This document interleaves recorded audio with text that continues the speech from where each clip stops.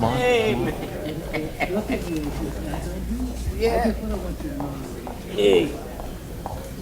I don't trust him. Johnny, race the board, please. I don't trust him. All right, good afternoon.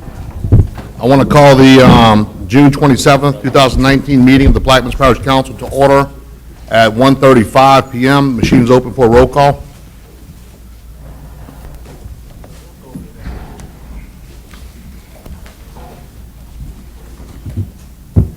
The record reflects that all 9 council members are present.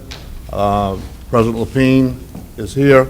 The parish attorney, Director Todd Epley, and Director John Helmers. All right, we have no executive session. We have no proclamations. Bids and advertisements? There are none. None. No status report, President? All right, no status report. Bids and advertisement, we have none. Beer and liquor licenses? I have one. Mr. Blink? This is an application for the Empire South Pass Tarpon Rodeo. Oh, sorry. The application for the Empire South Pass Tarpon Rodeo, 31431 Highway 11, Beers, Louisiana, 70041. Anyone else? I with none, Mr. Blink, you offer? That's it. Offer. Mr. Blink offers, ask for a second. Second. Second, Mr. Kokrovich. Any questions or comments from the table? From the audience? All right, with none, machine is open.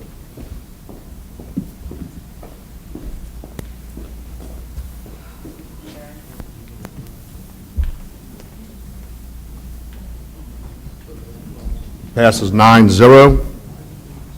Building permits, construction permits. Does anybody have any objection from taking 4A 1 through 6 in Globo? With no objection, 4A 1 through 6, Ms. Marcotte. Number 1, Locks LLC, application number 2019-261, dated April 10, 2019. Installed 2 4-inch pipelines, Lake Washington Field, Councilmember Blink. Number 2, Chevron Oronite Company, LLC, application number 2019-311, dated April 30, 2019. Excavate, cut, cap, and backfill a plugged and abandoned Class 1 injection well, 10285 Highway 23 South Belle Chase, Councilmember Newberry. Number 3, Hillcore Energy Company, application number 2019-407, dated June 10, 2019.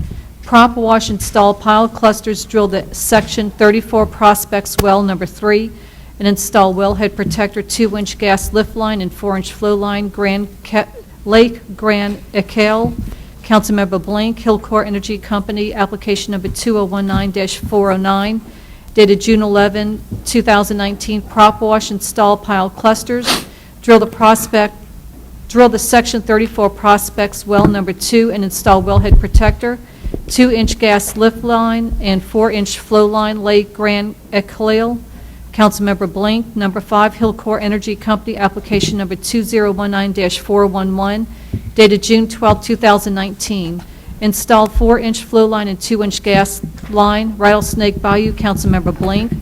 Number 6, Gulf South Pipeline Company, LP, application number 2019-316, dated May 2, 2019. Excavate to perform an anomaly repair to an existing Index 287 natural gas pipeline, Woodland Highway, Belle Chase. Councilmember Black. Can I ask for a offer? Offer.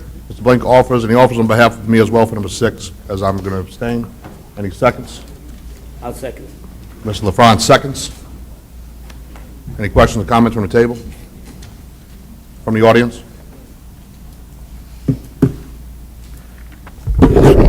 Lawrence, just one question, and maybe it's more than one, but I'm looking for an answer. These are construction permits issued to do certain, in most cases, oil-related work. Who follows it up and inspects this? Is there third-party inspections to say the permit we grant them is done, don't exceed the limits of the permit, or is it just a self-inspected? I'm sitting from outside looking in. You know, I've seen one repair done in our area. They dug up the marsh, didn't restore the marsh after, and building permits doesn't inspect it. So my question is, who follows up on this, if anybody? Mr. Blake? Yes, sir. The Department of Natural Resources is the entity that makes sure everything should be built according to the standards, so the environment isn't harmed at all. The inspector in this area, his name is Frank Cole. I'm happy to share his contact information with you. He's very diligent in his work. If you remember the mitigation we had to take care of at the Grand Bayou Community Center when we impacted a wetland as a governmental body, we were on the hook to take care of that. So he does regular flyovers. He goes out in a boat. And yeah, I'm happy to connect y'all. And if there's anything that's like that, please, be sure and let us know. Okay, We'll be happy to connect. now we know there is a system then. Absolutely. Let the public know. Thank you. Thanks. Any other questions, comments? All right, none, the machine is open on 4A 1 through 6. It passes 7-0 with 2 abstentions from myself and District 9. We take B and C in Globo. If anybody has any objections, speak up, please. Or with none, B and C in Globo. B, Cynthia Miller Dobard, 3rd Trailer Residence, 17079 Highway 15, Point Lahash, Louisiana, Councilmember Bartholomew. And C, James Enos, new residence in a floodplain zoning district, 320 West Cass Lane, Lake Hermitage, Louisiana, Councilmember LaFrance. So offered. Mr. Bartholomew offers, Mr. LaFrance seconds. Any questions, comments from the table? Or from the audience? No machines open on items B and C.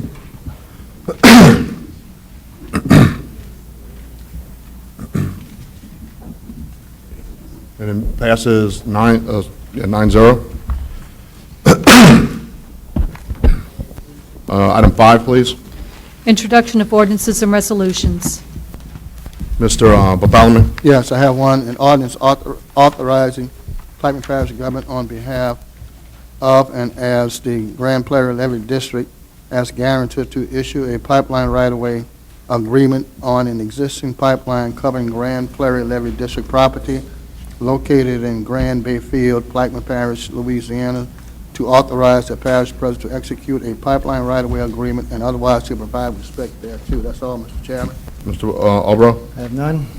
I have one, an ordinance to rescind, annul, and set aside ordinance number 19-69, which officially named the right-of-way off Cuerva Street, Belchase, Louisiana, to Amelia Lane, and otherwise to provide with respect thereto. That's all I have. I have 2, an ordinance establishing a policy relating to the backflow prevention devices for all bona fide commercial properties as required by Louisiana 2012 Plumbing Code, to rescind ordinance number 1880 and otherwise to provide with respect thereto.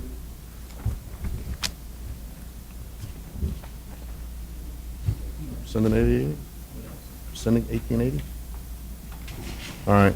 An ordinance authorizing Plaquemines Parish government to grant Energy Louisiana LLC needed servitudes or right-of-ways for the location, construction, reconstruction, improvements, repairs, operation, inspection, patrol, replacement, and maintenance of electrical power facilities, and otherwise provide with respect thereto. That's all. Ms. Newberry?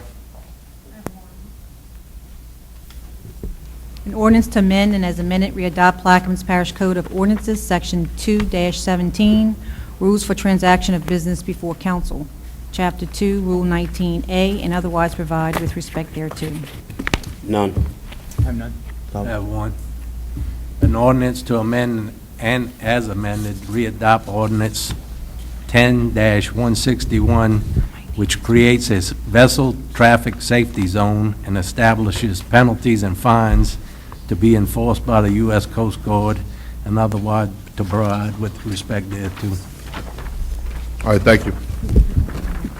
I'm going to go around the table for withdrawals and deferrals. Mr. Bartholomew? 6A1, deferred. Mr. Albro? Mr. Russo? I have 3. 6B is deferred, 6C is deferred, and Q is withdrawn. Ms. Newberry? Mr. LaFrance? None. Mr. Blank? I'd like to withdraw 6D and defer 6G. 6D is what? Withdrawn? 660 is withdrawn. Mr. Kokrovich? None. All right, let me go back over one more time. 6A1 is deferred, 6B is deferred, 6C is deferred, 6D is withdrawn, 6G is deferred, 6Q is withdrawn. All right, with that, Ms. Marcotte, please move to item 7A1, please. Introduction of resolutions when suspension is being sought. 7A1, a resolution authorizing and directing the Secretary of this council to immediately certify and release this resolution and the attached letter addressing the concerns of Plaquemines Parish government and the citizens that they represent regarding the proposed Highway 23 Bridge and Tunnel Replacement Project. Councilmember Black. I'll offer a suspension, ask for a second. Second. Ms. Newberry, seconds. Any questions or comments on the suspension from the table? From the audience? With none, the machine is open.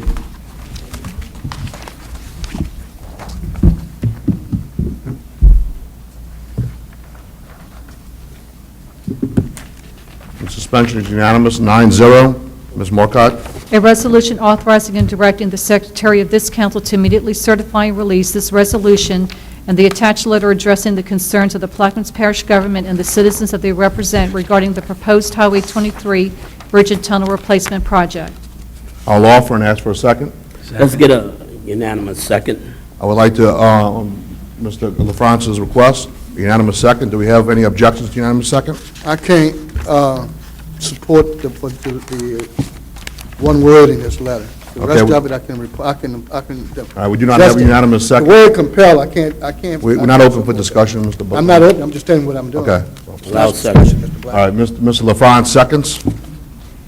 All right, basically what this is this is a letter on behalf of the entire council and the parish president as administration in opposition to the proposal that we received regarding the bridge and tunnel replacement project. This is not an opposition to the actual project itself, but this government was really notified of the details of the proposal the night it was released to the public at the Bell Chase Auditorium.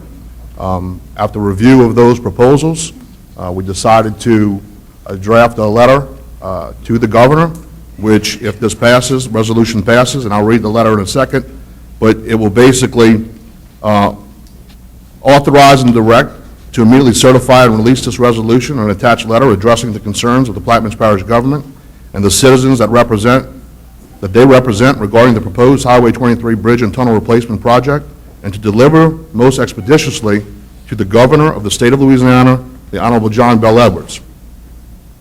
This letter is dated today, and it reads as follows. Dear Governor Edwards, we would first like to acknowledge and applaud your efforts and the legislatures to address Louisiana's infrastructure needs.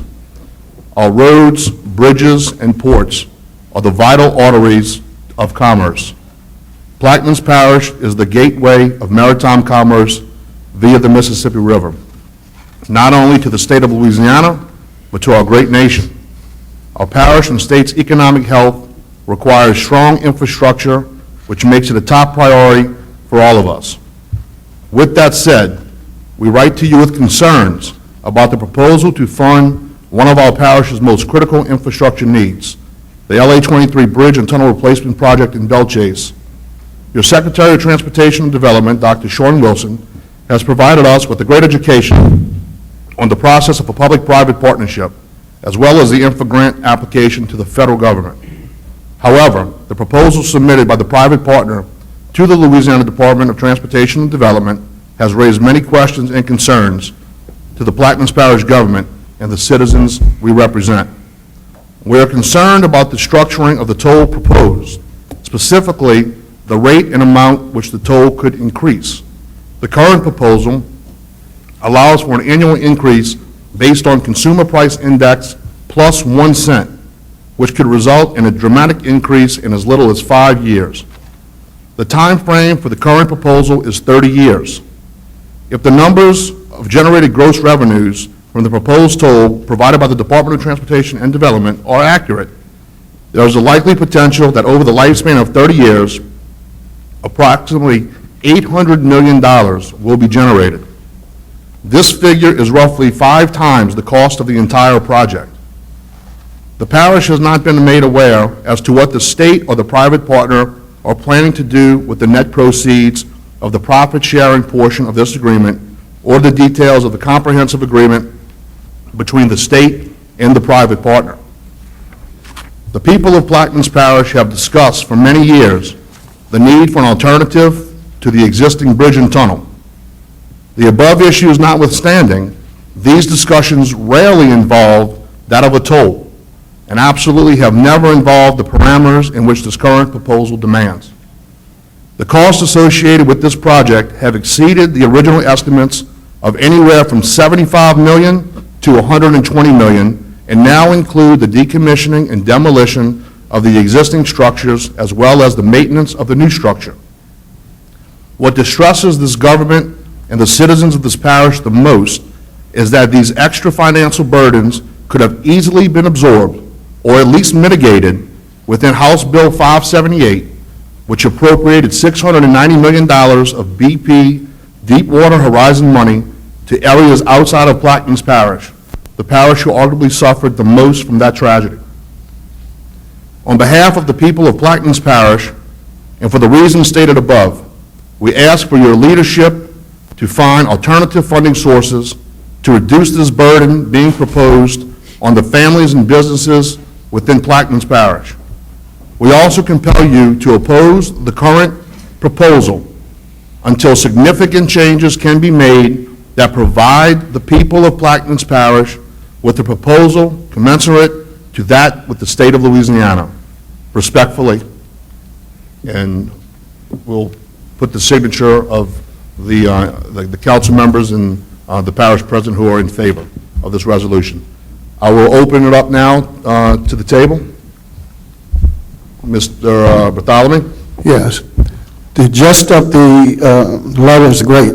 I agree with it. Just the word of compelled, that sends a negative connotation for me. That's the only reason why I cannot support the letter as stated, because compelled has, to me, a negative connotation. But all the factual stuff is in there. I think it's great. It's done. And everything else is, I'm very concerned about it. James, support, I put support.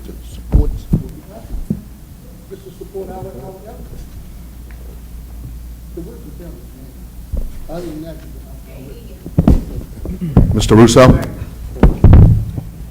Yes. I also agree with basically the concept that we were just given the information at the last meeting. However, I want to make it very clear what my position is, and it has been since the very day that Sean Wilson walked into the Belle Chase Council conference room to discuss this issue. When they brought this P3 to the table, everyone, all included the public officials attending those meetings, knew that a toll was a piece of that project. So to come and now say that we're against the toll, because now we know what the numbers are, is an appropriate measure.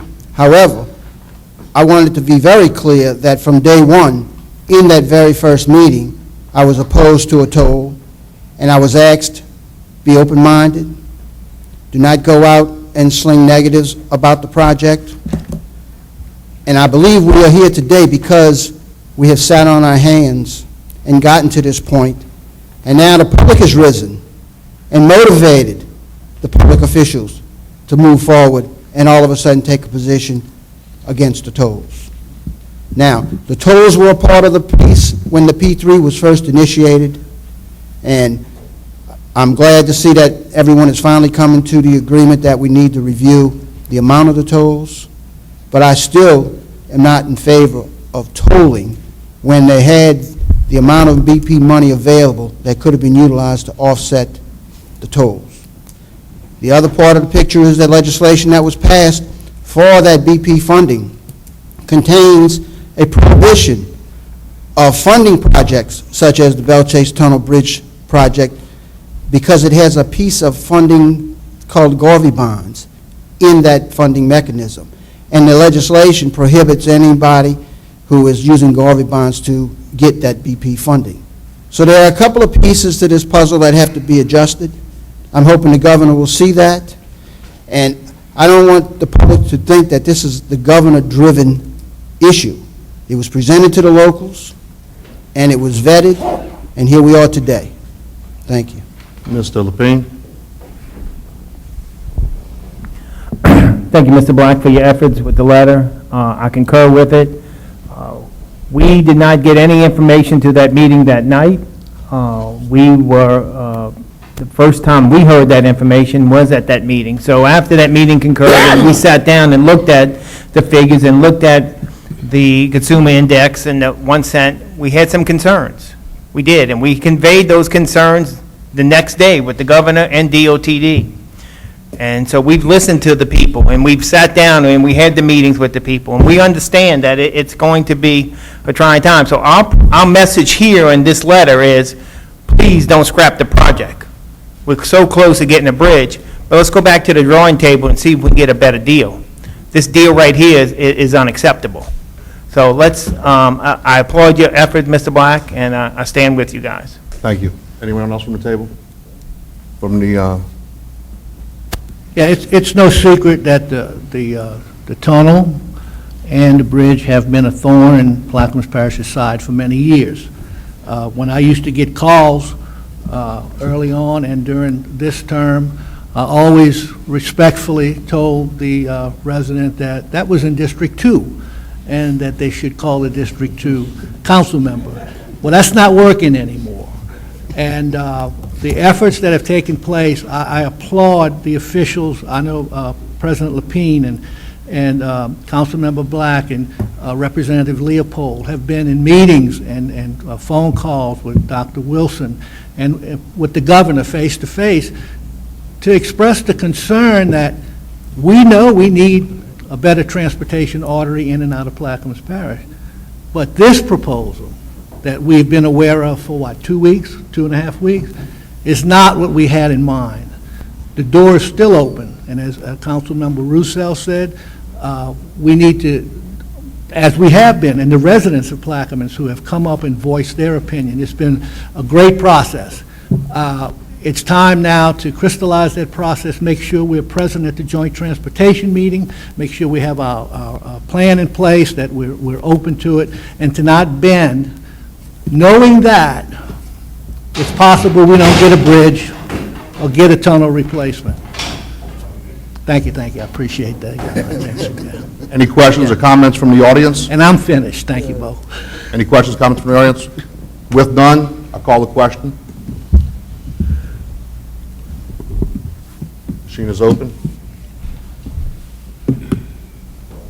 And a resolution passes 8-0 with 1 abstention from District 1. Thank you, ladies and gentlemen.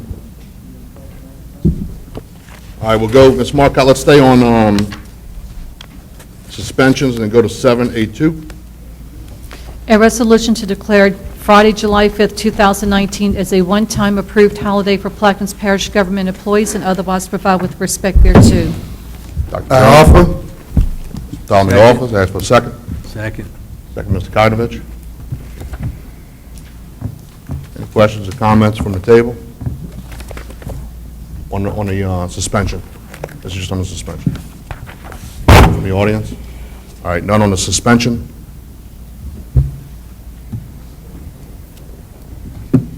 Suspension passes 9-0. Ms. Marcotte? A resolution to declare Friday, July 5th, 2019 as a one-time approved holiday for Plaquemines Parish government employees and otherwise provide with respect thereto. Mr. Bartholomew? Offer as read, Offer Mr. as Chair. read. Ask for a second. Mr. Kidovich, seconds. Mr. Bartholomew? As read. Any questions or comments from the table? Ms. Newberry?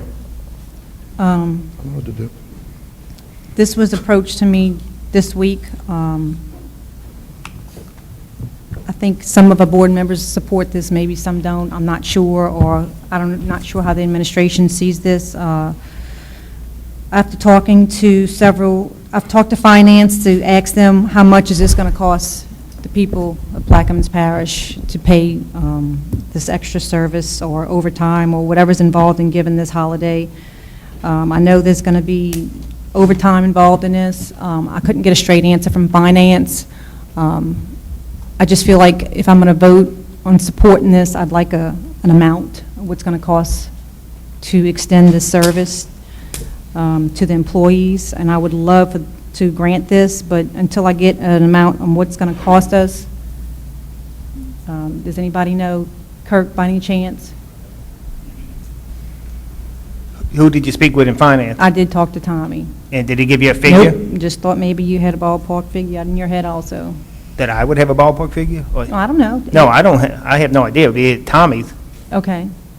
So, I don't even know what the schedule actually looks like. So I think it's something that we need to bring about next year, look at the calendar next year and see if there's any opportunities that we can extend this service, and maybe we can get a better grip on how much it's going to cost the people of Plaquemines.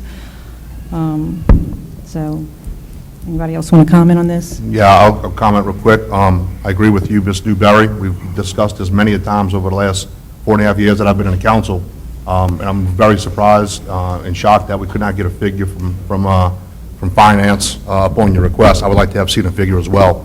I mean, the little that I know, and it's unfortunate because, you know, people want to take a longer weekend, but we also have accrued annual leave or sick time or whatever other kind of leaves they may have to do so. And I think if you look at the calendar ahead of time, you don't assume that the government's going to give you off. You need to make an assumption that you need to take annual leave. So if you want to schedule a vacation, that's probably what you need to do. You know, with that said, you know, we're talking about a government who we're going to have a budget hearing hopefully in July, in which we're going to realize that we're flat broke. And I would beg to guess that the cost in overtime alone would probably reach, or holiday pay alone would probably reach close to, you know, between $25,000 and $50,000. And I mean, to me, that's another employee, or maybe an employee that we saved that person's job by funding at $50,000. Not to mention, like Ms. Newberry said, the services that we don't have provided on that particular Friday. I'm not sure how much gets done anyway on Fridays, but you know, we lose those services. So, you know, I know we're talking about holiday pay for firefighters at, you know, 12 to 15 stations. I mean, you're talking about 30 people there for 24 hours, you know, and I mean, I'm sure that rate's pretty high. And, you know, we're talking about the two ferries that are running. I'm sure that rate's pretty high. I mean, if we had you know, we had money, I mean, that's one thing, or you know, maybe it's not high. Now, that's why I wish, like Ms. Newberry said, that finance could have gave us a particular figure. You know, we have a water leak or something like that. I just see Mr. Robin Morgan walking in the room. We have a water leak, and he has to call his folks out, and they got to pay that particular holiday pay too. So, you know, if I had the numbers, that would be great, but I don't. And Mr. Albro. Yeah, I wholeheartedly agree. With such late notice, you know, not even being able to inform our residents, all of our residents, of no trash pickup during a busy holiday weekend when I'm sure they'll need it most. No figures. Us being behind right now on grass cutting and cleaning the ditches, you know, how can we say, yes, let's take another day off with hurricane season right here? You know, possibly we can look at, you know, after the budget hearing, maybe even Mardi Gras, the Monday before Fat Tuesday. I would love to say yes now, but without a figure, I can't support it either. Mr. Blank? Yeah, I appreciate all the comments that have been made, and you know, y'all definitely have a point. I just wanted to, you know, tie in that, you know, finance is going through an audit right now, so I could understand how those folks are burdened with dealing with that task right now. But I think that, you know, giving folks off, you know, the day after the holiday would be really good for morale with parish employees. Right now, some folks are doing 2 or 3 jobs that they're tasked with that they haven't been over the years due to the budget crunch that we're having. There are garbage trucks in the southern end of the parish that don't have air conditioning right now. I think just, you know, telling the employees, showing them that, you know, we want to offer something to you for you sticking through with us is why this needs to be done. And, you know, I'm going to be taking that day off, so I think that, you know, they deserve it too. Ms. Skotovich? I'm not sure how the government runs overtime and all, but I think in all field, being that you work 7 and 7, on your 7 days on, if a holiday comes, you're not getting holiday pay, you're getting straight time. So the firehouse, the ambulance, and ferry captains and all should be just straight time, being that you work a shift schedule. We don't give them holiday pay on a regular basis if Christmas is on a Wednesday and they run this ferry, do we? And that goes to my point, Mr. Cottonvich, if we did do straight time, I mean, how fair is it to all the folks who have to go throw rope and tie ferries all day, or fight fires or whatever else, and getting regular pay, and everybody's having a 5-day weekend? But they working on a Saturday and Sunday when everybody else is off too. Yeah, but they're off most of the, they have off on the other days. Well, that's how they agreed to work that schedule. And if a holiday falls on their day of work, they don't get overtime just because it's a I think they do, I holiday. think they do. I mean, I wish somebody was here. They shouldn't, all Nobody's field out, you know. doesn't do it, I know that. Well, our pay policies are determined by civil service. It's not really an administrative preference one way or the other. But yes, the employees who are scheduled to work will receive holiday pay, and they will receive straight time unless they've already exceeded 40 hours in a work week. So they would receive their holiday pay and their regular pay if they not have exceeded the 40 hours. And firefighters are separate. I don't know, they have a separate rules, but that's typically how it works. There wouldn't be holiday pay and overtime. It would be holiday pay and straight time unless they've exceeded the 40 hours. Mr. Russo? Yes, Mr. Lapine, what is your recommendation on this? Mr. Russo, I was approached by many people, many employees, and I said, I'm not doing it. I'm with the council. If they pass a resolution, I will abide by the resolution. So you have no position? I have no position. From the audience?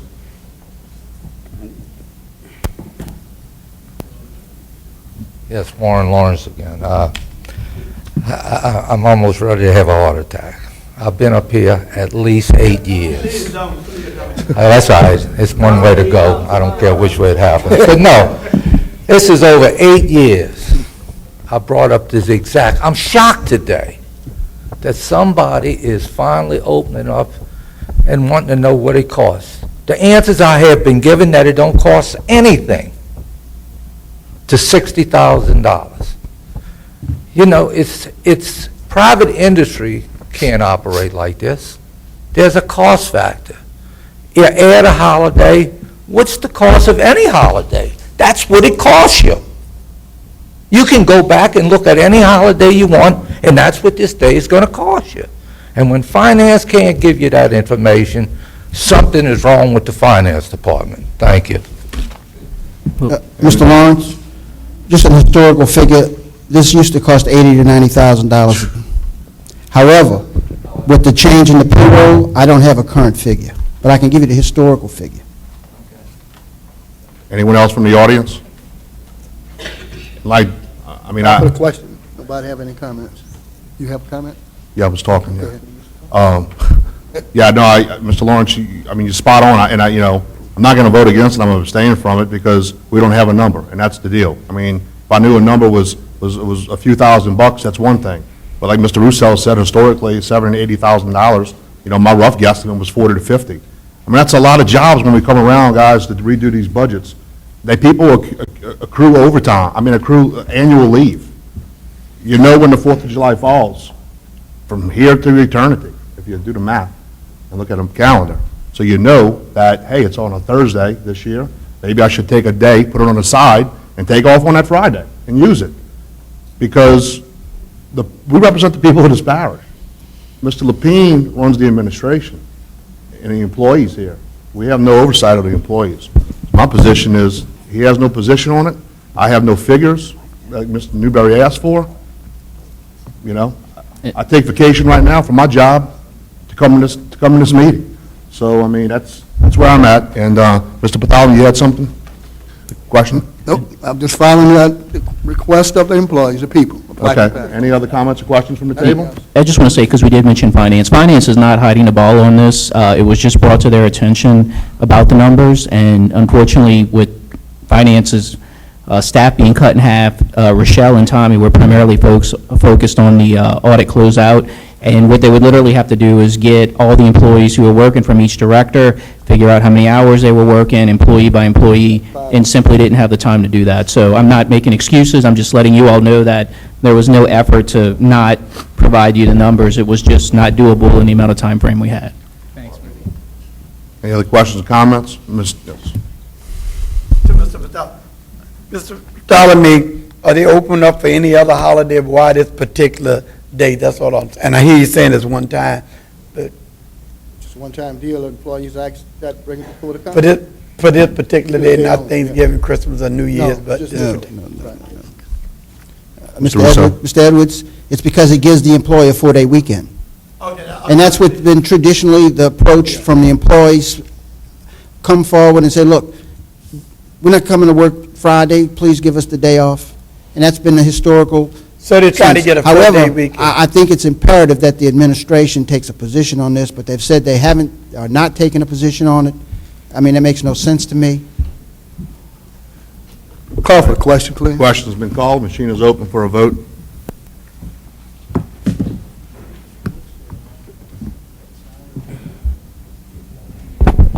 And it fails with 4 yeses from District 1, 5, 7, and 8, 2 no votes from 4 and 6, 3 abstentions from 2, 3, and 9.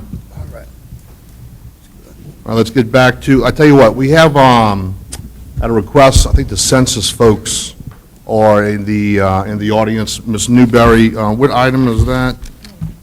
N? All right, let's move, Ms. Marcotte, to 6N.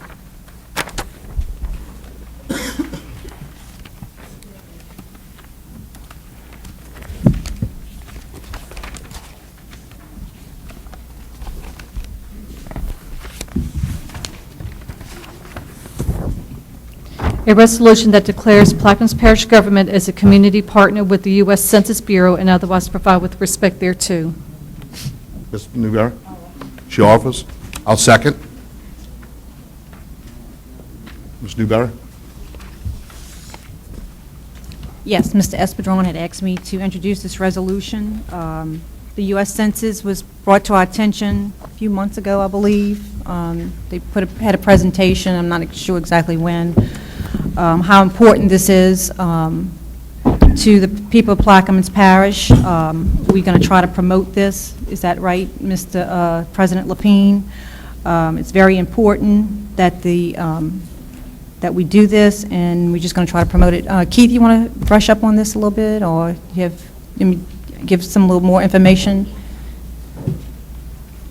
Actually, I'd like to see everybody be part of this.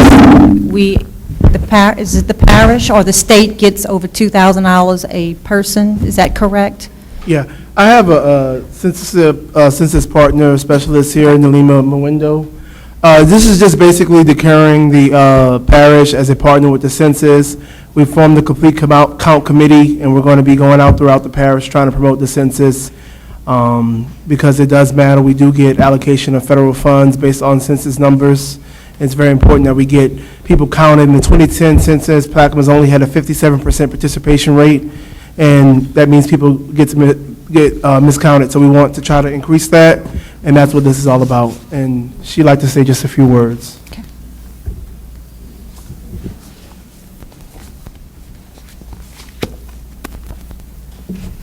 Good afternoon to the council president, parish president, to staff, to the audience. My name is Nalima Mwindo, partnership specialist with the United States Census Bureau and Plaquemines Parish's partnership specialist. We have a number of partnership specialists here with us today for this momentous occasion. I understand that the vote today will be on determining if you will partner with us as a partner to promote the census by forming a complete count committee.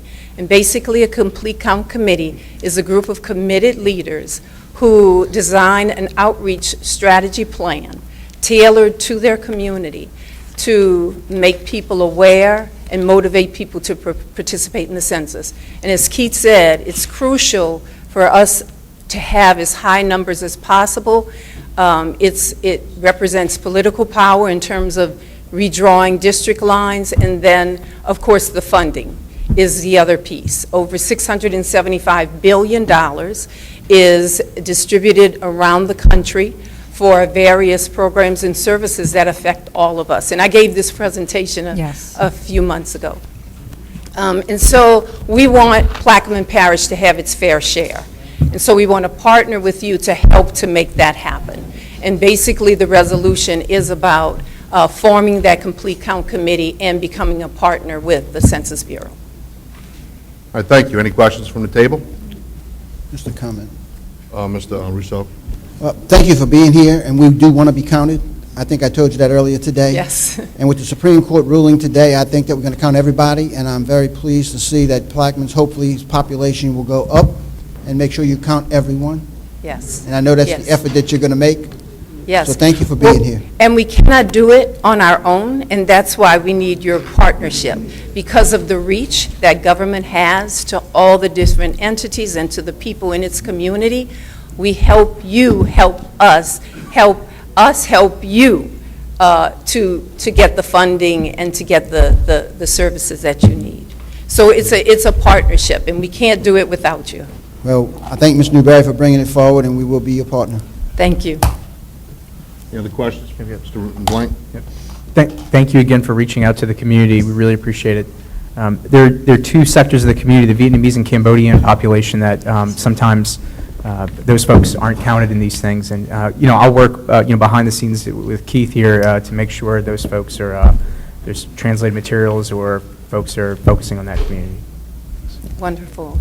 And as we talked about earlier, we do have literature for Vietnamese community. We do not have language for the Cambodian community, but I've made that request. Not to say that it'll happen, but I made the request. Also, we are hiring, and so we encourage, especially the communities that are hard to count, the Vietnamese community, Cambodian communities. There are other communities that may be hard to count. Children 0 to 4 years old are the highest undercounted community historically.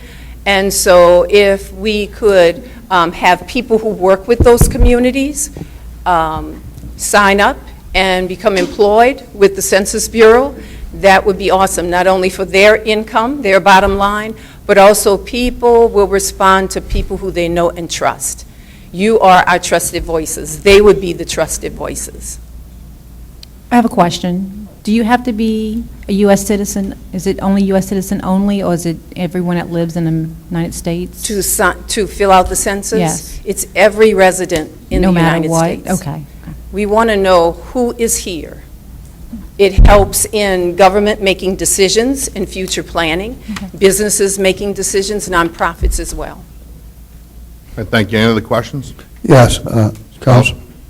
Yeah, I want to also thank Reverend Edwards for getting on board with the census. It's been very aggressive with that, especially on the East Bank and throughout the area, making sure that we do our part over here. And I want to thank him for his efforts of making it happen as well.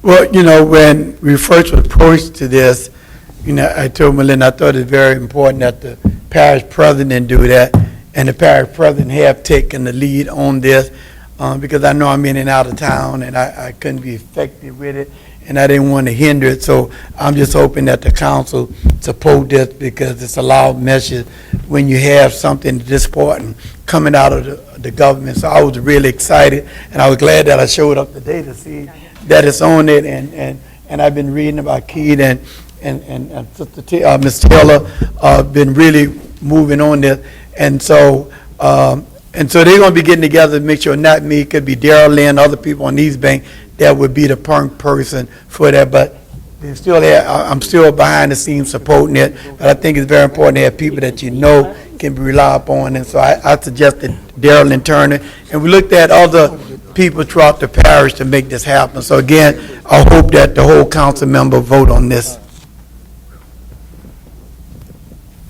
Any other comments or questions from the audience? Yeah, is the air conditioning working in here? We're just working on that. We're trying to get somebody. It's $80,000 a year building, Mr. Appley. We got to get those daggers. I like that for about, what, 5 years, 4 years? We Yeah, you're right. Hey, soon enough, right? Yeah, yeah, soon enough. Call a question. Question's been called. Soon enough.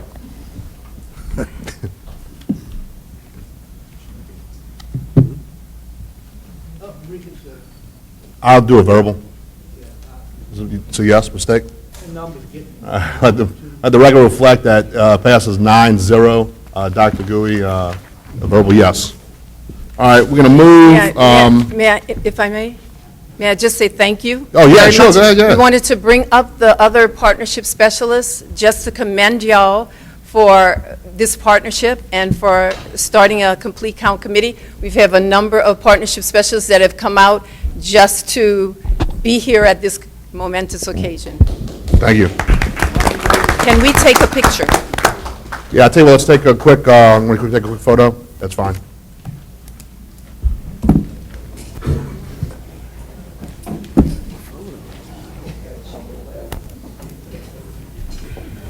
You want a picture with them at the council? Come up here. Yeah.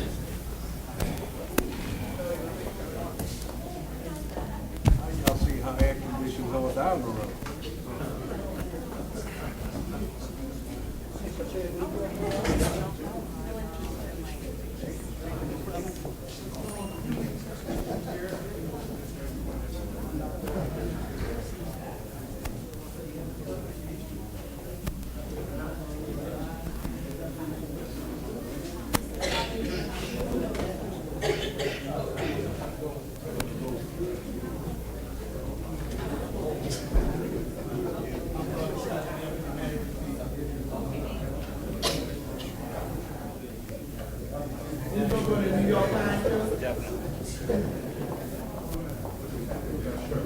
Yeah, you see that, man? You know I wasn't prepared for this guy. All right, y'all ready for the first one? We go for the paper in 3, 2, 1.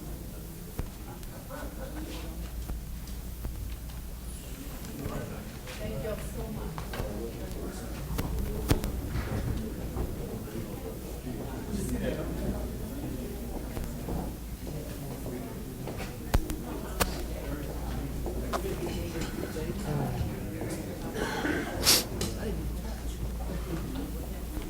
Way it's supposed to be.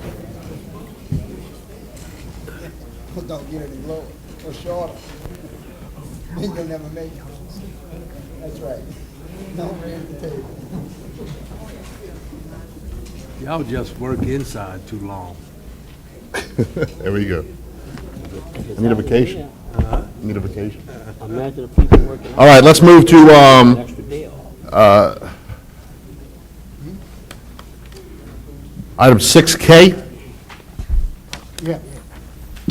A resolution denying the requested map change filed by Terrence Wilson and Samika Leonard from A2 Rural or Agricultural Zoning District to C-2 General Commercial Zoning District for lots 1-C-1-A and 2-C-1-A of the Montplaisir Plantation, Highway 39, Braithwaite, Plaquemines Parish, Louisiana, all in accordance with application number 2019-395, dated April 30th, 2019.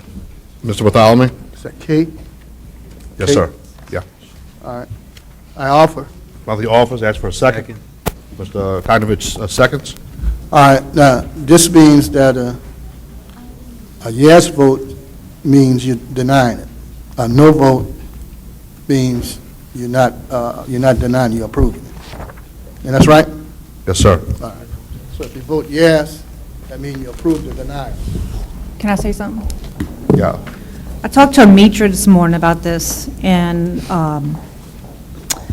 this is a piece of property here on the East Bank that these owners, the Dollar General is trying to come in and give us some business, which I thought was great, but the people around the area are against it. That's why this got denied. So whether you want to vote for this or not, it's up to you, but that's what it's about. It's by the Dollar General coming to that area. And that's why it's being denied, because of the protest. How many people are It's against it? right there, so if you have questions, you can answer. All right, thank you. Ms. Rose, just a quick question. I spoke to my zoning board representative. Mr. Mitra, okay. Is it accurate that they voted unanimously to deny? Yes, sir. Okay, thank you. Any questions or comments from the table? I didn't see you, Mitra, I'm sorry. That's okay. From the audience? Coming. see we have a few people out there that were interested in speaking, so just want to limit it to 5 minutes and we come up once. All right. My name is Terrence Wilson. I am the owner of the property in Breakaway, Louisiana. I'm originally from here, actually, Phoenix area, Pont Ash. We do a lot of shrimping, and I've been out here most of my entire life, actually. I purchased a property about 10 years ago in hopes to build a house there, but Isaac happened, and unfortunately, we weren't able to build there. We bought a house in St. Bernard Parish, where my wife is originally from. So that's how I acquired the property. But I'm here on a daily basis, here in the community, and down by the marina, in and out of the community. So the current plan for development is the rezoning of the property, actually. It's bigger than a dollar store, actually. I wanted to be able to do something else here in Plaquemines Parish. When I went to the rezoning committee, that was my first time doing that. I wasn't aware of the process on obtaining the rezoning and what I was up against, and I wasn't really prepared to confront the opposition. I was totally blinded. So I'm supporting the local development of the East Bank. This is my home, this is my roots, this is where we come from. I'm trying to put forth something else more than a dollar store, whether it be, I handed out the papers, the drawings, just a quick snapshot of things I plan on doing. The Dollar General is just a start, actually. I would like to just reinvest that money into the property to provide some or other type of businesses in this area. We have nothing on the East Bank, you know. We have the chemical plant coming. I understand that, you know, great. But here I'm trying to actually put money back into Plaquemines Parish East Bank. So this is where we stand. Like I said, it's much larger than a dollar store. You know, I wasn't prepared for the rezoning committee, and the rezoning committee wasn't a full committee at the time also. So, you know, the reasoning, I want to present some reasoning for the dollar store. It's local opportunity for employment. You know, the working person, people deserve a fair pricing and availability. Why should they have to go to St. Bernard to get basic necessities? You know, you have people in the area that I've spoken with and that are here today that would love to see something in that area or here on the East Bank. We have nothing going up that way for the people. So I understand the opposition. They spoke against it. I wasn't trying to go there, but, you know, in the short of things, the opposition, the people that opposed it, one person that opposed it is moving to St. Bernard. So that, for me, that's telling me he's not reinvesting in Plaquemines Parish. I'm going to be here. I shrimp here. I have boats at the marina. Like I said, I have a relationship with a lot of people on the East Bank. So other than that, I just, like I said, just give us a chance to develop the property into something that could be, you know, beneficial to this side, really. That's all we're asking. I heard Mr. Black say the budget is coming up and we flat broke. Well, I mean, if you're flat broke, why are you turning business away, you know? I mean, I'm listening to a lot of different things, and this is my first meeting, and it's not my last. I'm going to say that. So, like I said, I wish and hope that you at least hear me out and understand what we're trying to do here, and just give us a chance, actually. So, I'm not trying, like I said, I understand people's concern, but the two people that spoke out against me has far greater value and effect that we would have long-term on the people that's actually in this area, that's going to be here long-term, because I'm not going nowhere. You know, we can't even get out of the marina half the time going shrimping, and we still here. So, I mean, I'm at all to find, and I couldn't believe the outcome of the rezoning board. It's like we didn't have a chance, you know? They didn't even give us a chance, really. That's what I felt when I was there. You know, so, like I said, just give us a chance. Mr. Wilson, I have a question. I know we have a lot of property on the East Bank. Yes. What makes your property special for the Dollar General store to go there? It was location, I guess, and the area for the chemical plant that's coming in the area where Amax Nickel used to be, the ferry traffic that's coming off, and the locals around, the people around in that area, right?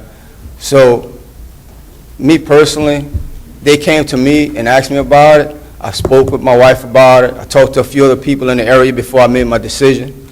And they would love to see the people I've talked to, you know. Now, I'm not gonna lie, they were one or two people that I did talk to and said, yeah, if you build like a boat storage facility, because that's what I wanted to build originally, was a boat storage facility with a secluded wash for the people who store their boats there, you know. And they said they would love to see that, but, you know, they were kind of on the fence about the dollar store, you know. But long term, like I said, it would help. You know, I understand the Ferris store is nearby, but like I said, I don't shop at the Ferris store because I had a bad experience there, you know. But I think the people deserve something better than what they've been given on the East Bank. I don't think they're been given a fair place to, a convenience store to go and get necessities from. That's why I'm for it, you know. I shop at a dollar store all the time, so why wouldn't I? And I'm sure many of you go to the dollar store all the time. I see them coming up on the West Bank in different places. Why are you stopping it on the East Bank? That was what I wanted to ask the board, the rezoning board, you know, but they wouldn't let us talk after. So, I'll say this, you know, I'm all for new business. However, I am also a proponent of taking the advice of the zoning board. I mean, it's a board that we put in place, and you know, I'll tell you right now, my vote's going to be to deny it because, you know, although I encourage new business, my representative voted no, and it was unanimous 7-0. I mean, my recommendation to you, honestly, I'm not sure how the council members would vote, but if they have the same kind of, you know, feeling I have in regards to the zoning board, you might be in some trouble. You might want to look into maybe reconsideration with the zoning board and not going forward to this. I mean, that's just my opinion. You say you haven't had a fair chance or an opportunity to go it, but that's all my question, my opinion is.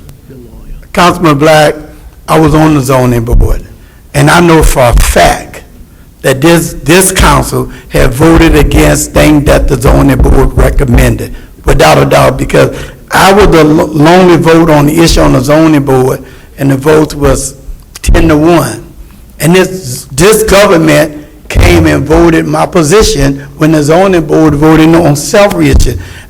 You know, so I don't know how this come into play, but I would say to this, Mr. Newberry, wherever it's at, I know having a business on East Bank, not different with him because the ferry store is one of my favorite places, you know, but I'm not here to try to have no completion against the ferry store because it's a place that I love to go to, and the owner, I see him as a friend, so we're not trying to take any business. But I know the Dollar General can apply some things that the dollar store doesn't have, then I think it would be good. Just like, I mean, I'm across the river when I go to the nursing on Judgment Bend. I was so glad that they put that one in because it's one of my favorite stores. So I think it would help the East Bank to have a business, and especially affordable business like the Dollar General. And I don't think it would mess up with the ferry store. I don't think it's going to mess with DJ One Stop. I think it would add to the East Bank. I mean, just to have it a business on the East Bank, it make me feel like I'm in an urban area. I just came from Newburgh, New York, and I told them I felt like I was in St. Manoa Parish, you know, because I leave and go to have a business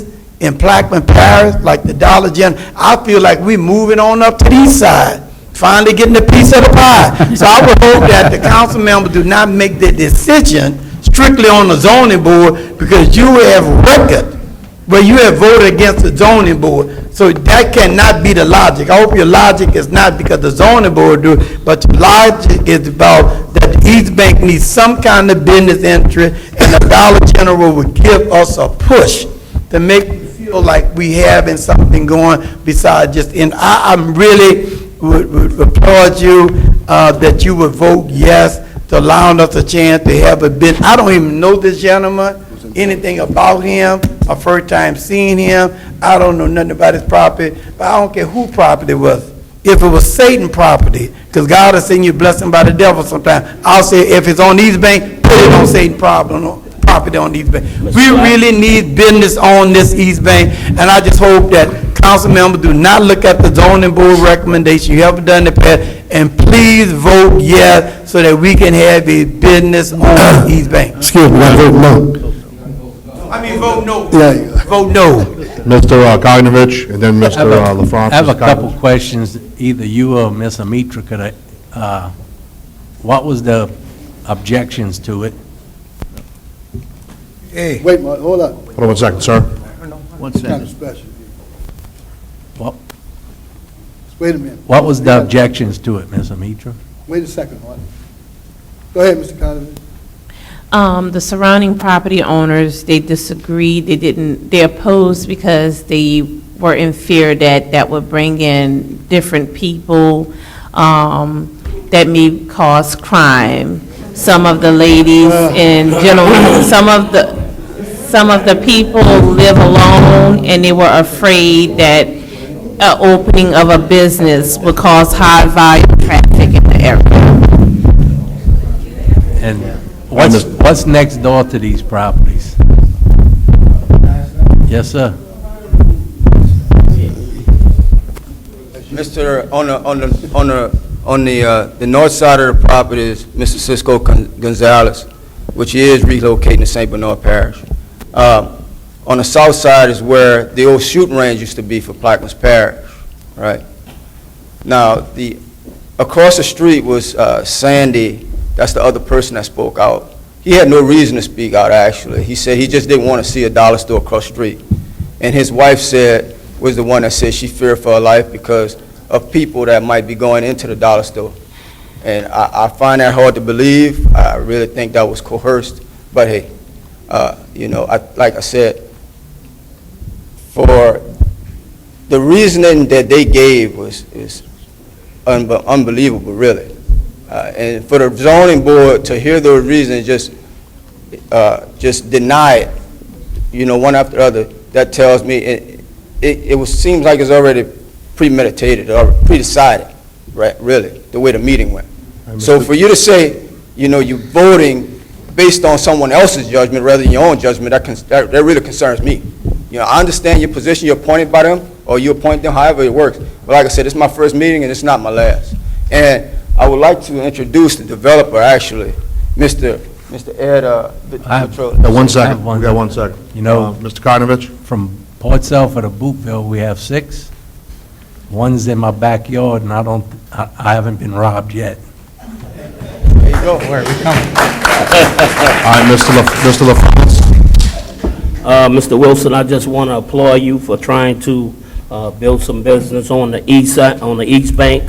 There was opposition to the dollar store right above Becknellville, and those same people that had opposition to that dollar store now shop at that dollar store and are happy that that dollar store is there, So again, I will support you on this, and anything that you can help, or anyone that can help anyone, anybody on the East Bank to develop some property and bring some economic development, power to you. All right, Mr. Russo. Mr. Wilson, where do you live? Mr. Wilson? Yes, Where sir. do you live? I live in St. Bernard Parish with my wife on Riverbend Drive in Violet. And you have boats in the harbor in Point Hash? Yes. You residential rate? Excuse me? You're listed as a resident in the harbor? No. My boats are in the harbor. Yes, they didn't have any slips available, so I park them in my Uncle Burnell's slip. And so do you understand, I think, the other side of the coin, and I'm not opposed to your project, but when you ask for a zoning change, you ask for a C2 classification. And if you look at what goes into a C2 classification, it can upset some of the neighbors, because you can put a ballroom there, you can put a lot of things in a C2. Now, I'm not saying you're trying to do that. Right.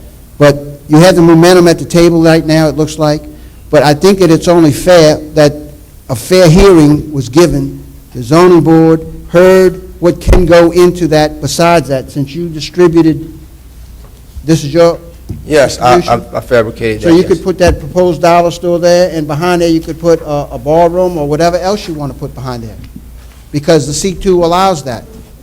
Could you read what goes into a C2? I want to have a little fairness here, Yeah, that's so it's fine. not all one-sided. Right.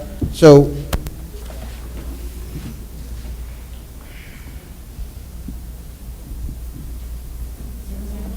can't hear you. In a general commercial zoning district, you can have single-family housing dwelling, two-family housing dwelling, townhouses, multiple-family dwelling, stores and shops for the conduct of business or retail, personal service shops, restaurants, parking garages, studios, amusement places, meeting places, fix-it shops, laundries and laundromats, YMCA's and other similar institutions, mobile homes, general businesses, professional services, banks, and that type of businesses, clinics, but not including animal clinics, animal hospitals, and veterinarian clinics, health or athletic clubs, studios, commercials or private, date processing center, laboratories, medical and dental, dry cleaning shops, retail and wholesale uses, warehouses, storage and public garages,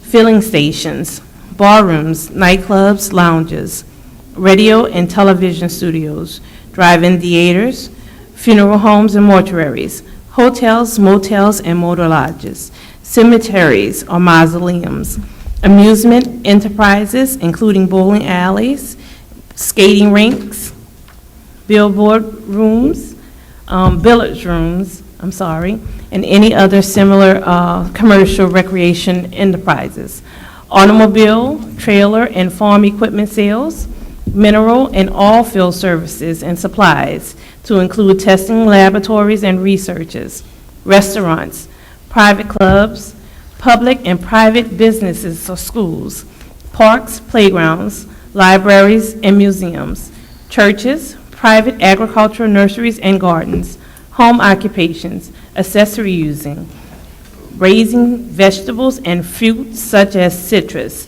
public and private forestries, and conservation projects. Also for conditional uses, airports, heliports, helistops, radio and television broadcasting towers. Mr. Russo? So my point is that when the zoning board looks at these issues objectively, you know, they may have a perception about what could go there, because the zoning doesn't go with you, it goes with the property, and it'll be with that property until it's changed in the future. So I want to make sure that the zoning board gets a fair opinion here about your opinion, since it was your first time going to a zoning board hearing. That's what they look at, and they're experienced, and unfortunately or fortunately, for whatever the case may be, you came out on the opposite vote of them. And I don't know what motivated them to do that, but the point is that that's what they look at in the broad perspective. So I don't blame the zoning board for that. This board has voted against the zoning board recommendations many times, and they may do that today. But since you say you're going to come back, I want you to have a fair understanding of how it works. Okay. Yeah, and with that said, echo Mr. Russo's issues with C2 classification. And look, man, I'm not against business, believe me, I'm not. I think it's, you know, the East Bank needs other facilities, absolutely. But there are other options. You know, I mean, I think it's A2, is this property A2? Yes, sir. So the one in Jesuit Bend, the council authorized as on A2. So we have so, you know, Mr. LaFrance mentioned the one in Jesuit Bend and Mr. Edwards as well. The one in Jesuit Bend, we never rezoned it to C2. So we didn't open it up to all of those issues within the C2. So you're already in A2. the one in Judge Ben's in A2. So that might be the easier route for you to take, that's more palatable for the council to vote on. You know what I mean? I'm trying to give you, an education a little bit on how the process works, like Mr. Russo just did. So, And to follow up on that, because it's on a state highway, that's what they gave the permit for in Jesuit Bend. right. So you fit the mold. I think that you just got the wrong thing. Who told you to get a C2? Did you want that? Developer. Let me, while he comes up, Mr. Guri? Yeah. You mentioned that they came to you. This is the Dollar General people. They did their homework. They would not have done that if they did not think it would be a successful business. So I think that the risk factor is in your favor. I have to echo what my colleague said, is that once it's zoned, the door is open. And if I live next door and you came and built the Dollar General, I'd say, thank you. But what if you came and built a nightclub? Because you have a right to, because you see two. I would suggest that we hold off, go to the zoning board as was suggested, and see if there are other options. Going in there fresh and not knowing what's going on can be a very confusing situation. Right. And I know it can be. So if we would just kind of back off and see what your other options are, maybe we could come up with something that everybody could live with. And I think we gave you the option, and I don't know why this individual next to you did the same thing in Jesuit Bend. He could have done the same thing on this project, unless you have a difference. Yeah, so he's from, I think, the organization. Yes, sir. Hi, good evening, council members. Good afternoon, I should say. I'm sorry. I feel like I've been here a while. But I know we did, and at the last meeting in Jesuit Bend, there was some concern from some of the council members, some may no longer be here, that we did not go through the rezoning process, and they felt that we didn't have the public hearings and so forth they thought were required before that should have been required. So that's why in this option, there were two reasons we decided to go with the rezoning, because we didn't want it to look like we were trying to get something in the back door, like it was kind of assumed, like not assumed or whatever, but that was what some people suggested with the last thing in Jesuit Bend. The other option is when you do, and it's kind of when you do the thing where you go get the permission to do it in A2, if you have to go spend a lot of upfront money getting the plans done, everything done, and actually apply for a permit before it comes before the council members for the approval. And it can be shot down. And so that was the other option, is the reason we did this is, look, rather than spend $80,000 upfront and get shot down possibly, we'll come and do the way some of the other councilmen have suggested the last one at Jesuit Bend. So that was the reason we chose to do the rezoning on this option. You feel differently now? Sir?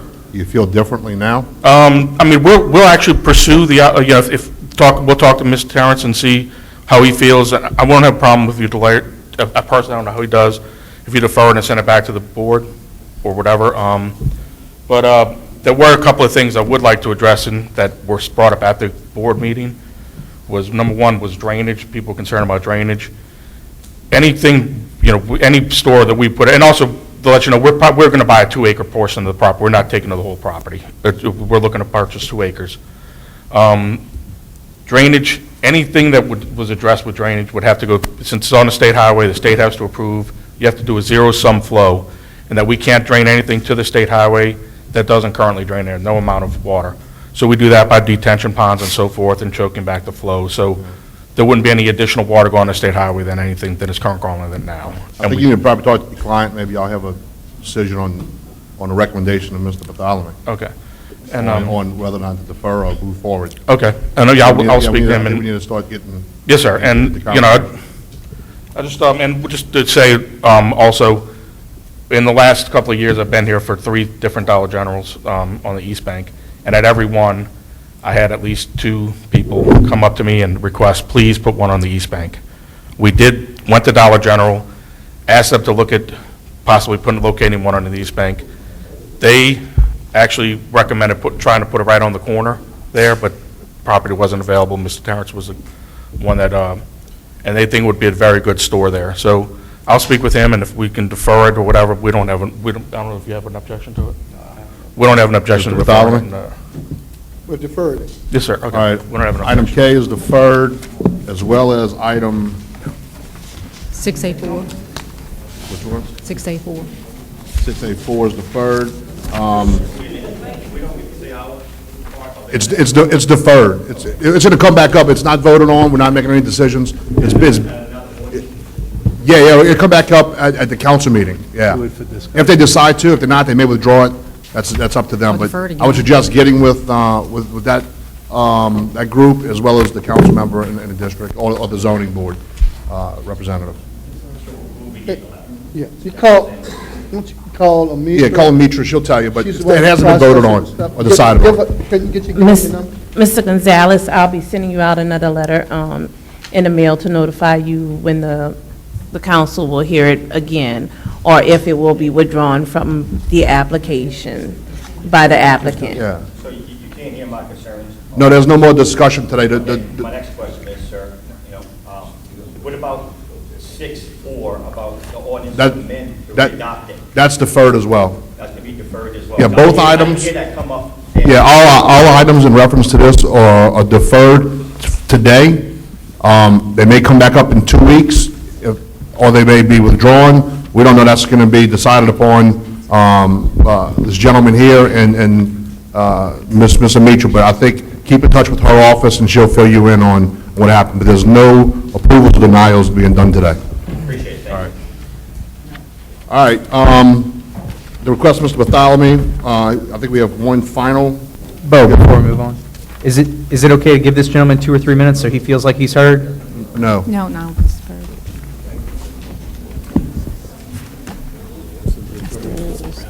All right, Councilman Bartholomew, the request, 6A3.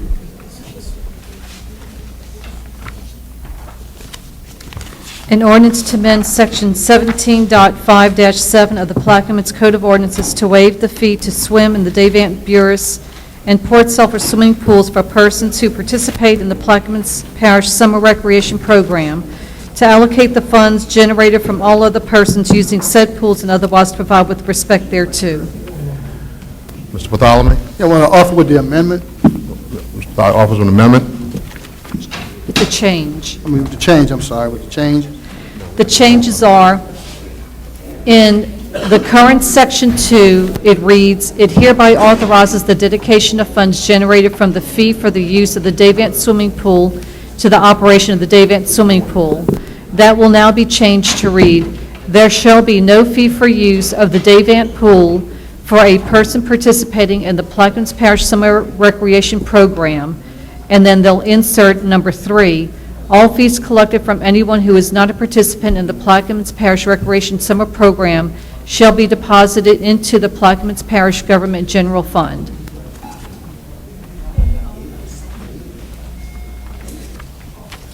Mr. Bartholomew, ask for a second. Second. Second one, Mr. LaFrance. Mr. Bartholomew? Yes. I need to see about taking the Burris and Port Sulphur pool off of that. Yeah, they're not They just included. did. It does Well, apply. She read that Burris and Port Sulphur was in it. Right, what about line 2?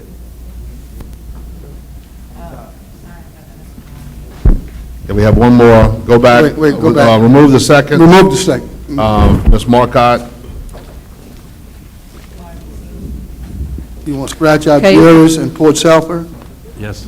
The preamble should now read, "An ordinance to amend Section 17.5-7 of the Plaquemines Parish Code of Ordinances to waive the fee to swim in the Davant swimming pool for persons who participate in the Plaquemines Parish Summer Recreation Program, to allocate the funds generated from all other persons using said pools and otherwise provide with respect thereto." All right? All right, offered. Yes. Second by Mr. LaFrance. Any questions from the table? Mr. Gooby? What person at the Davant pool makes the decision as to who to charge and not to charge? Just give us Well, that system. Let me What is tell that you what system? happens. During the recreational program, you leave from here during the day while the program is going on, and then go swim. Okay. That's it. After that afternoon, after the program is over, they have to pay. On weekends, they have to pay. If this place is closed on holidays, they have to pay. It's just during the operational daytime of the program that they're allowed to go. And they only go one day anyway. It's on Thursdays, Wednesdays. That's the only day they go. And that's it. There are no questions. Any other questions from the table? Question? Question could call. From the audience? All right, questions been called?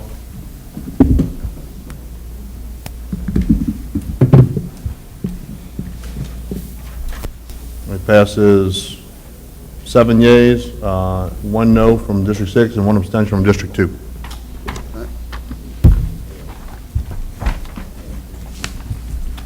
All right. Mr. Bartholomew, you have one left. Yeah, could we go there so I can leave, please? Yeah, let's go to, It's very important. I got a call, so no, I need to go. it's 7B. No, L, huh? L Yeah, and go M. ahead. L. L and M. 6L, an ordinance to amend the 2019 manpower structure and operating expenditure budget, general fund, parish president, department, and otherwise provide with respect thereto. I offer. Ask for a second. Second. Second. Second, Ms. Newberry. Mr. Bartholomew, I offer as read. as read, any questions from the table? From the audience? All right, with none, machine's open.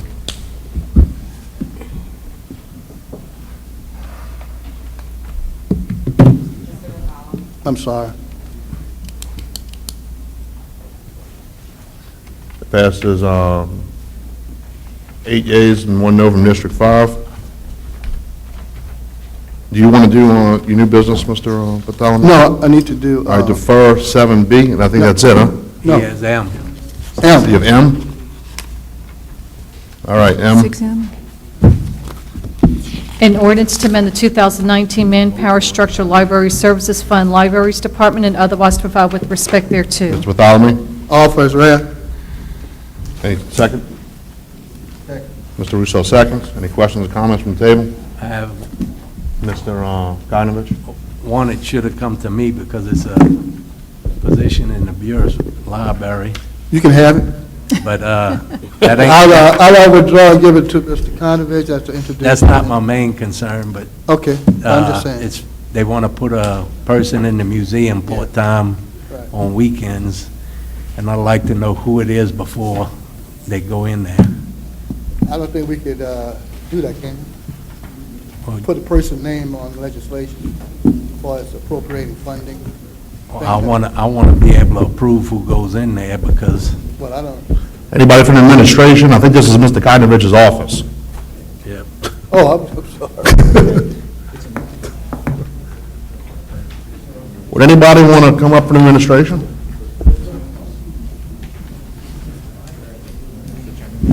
Just to put a,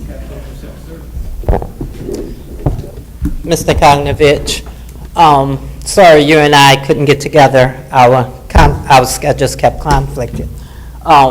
This position was a full-time position. We're trying to make it a part-time position for the museum down there. It's a civil service position. I mean, I can talk to you about it when the selection comes up, but no, we have to take the names that civil service give us.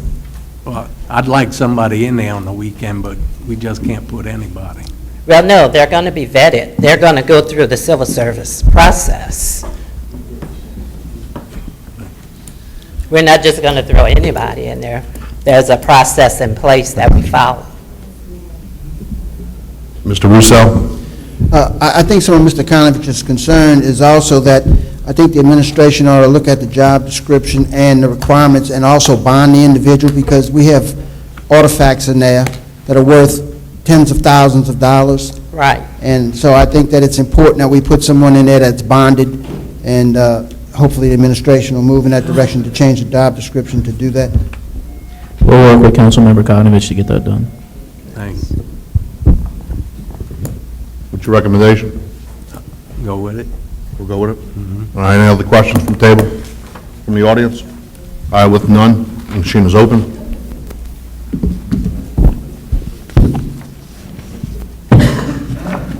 Good, Mr. John? Yes, sir. All right. Thank you. 7A1, sorry, 7B is deferred. All right, let's get back on track here on 6.2.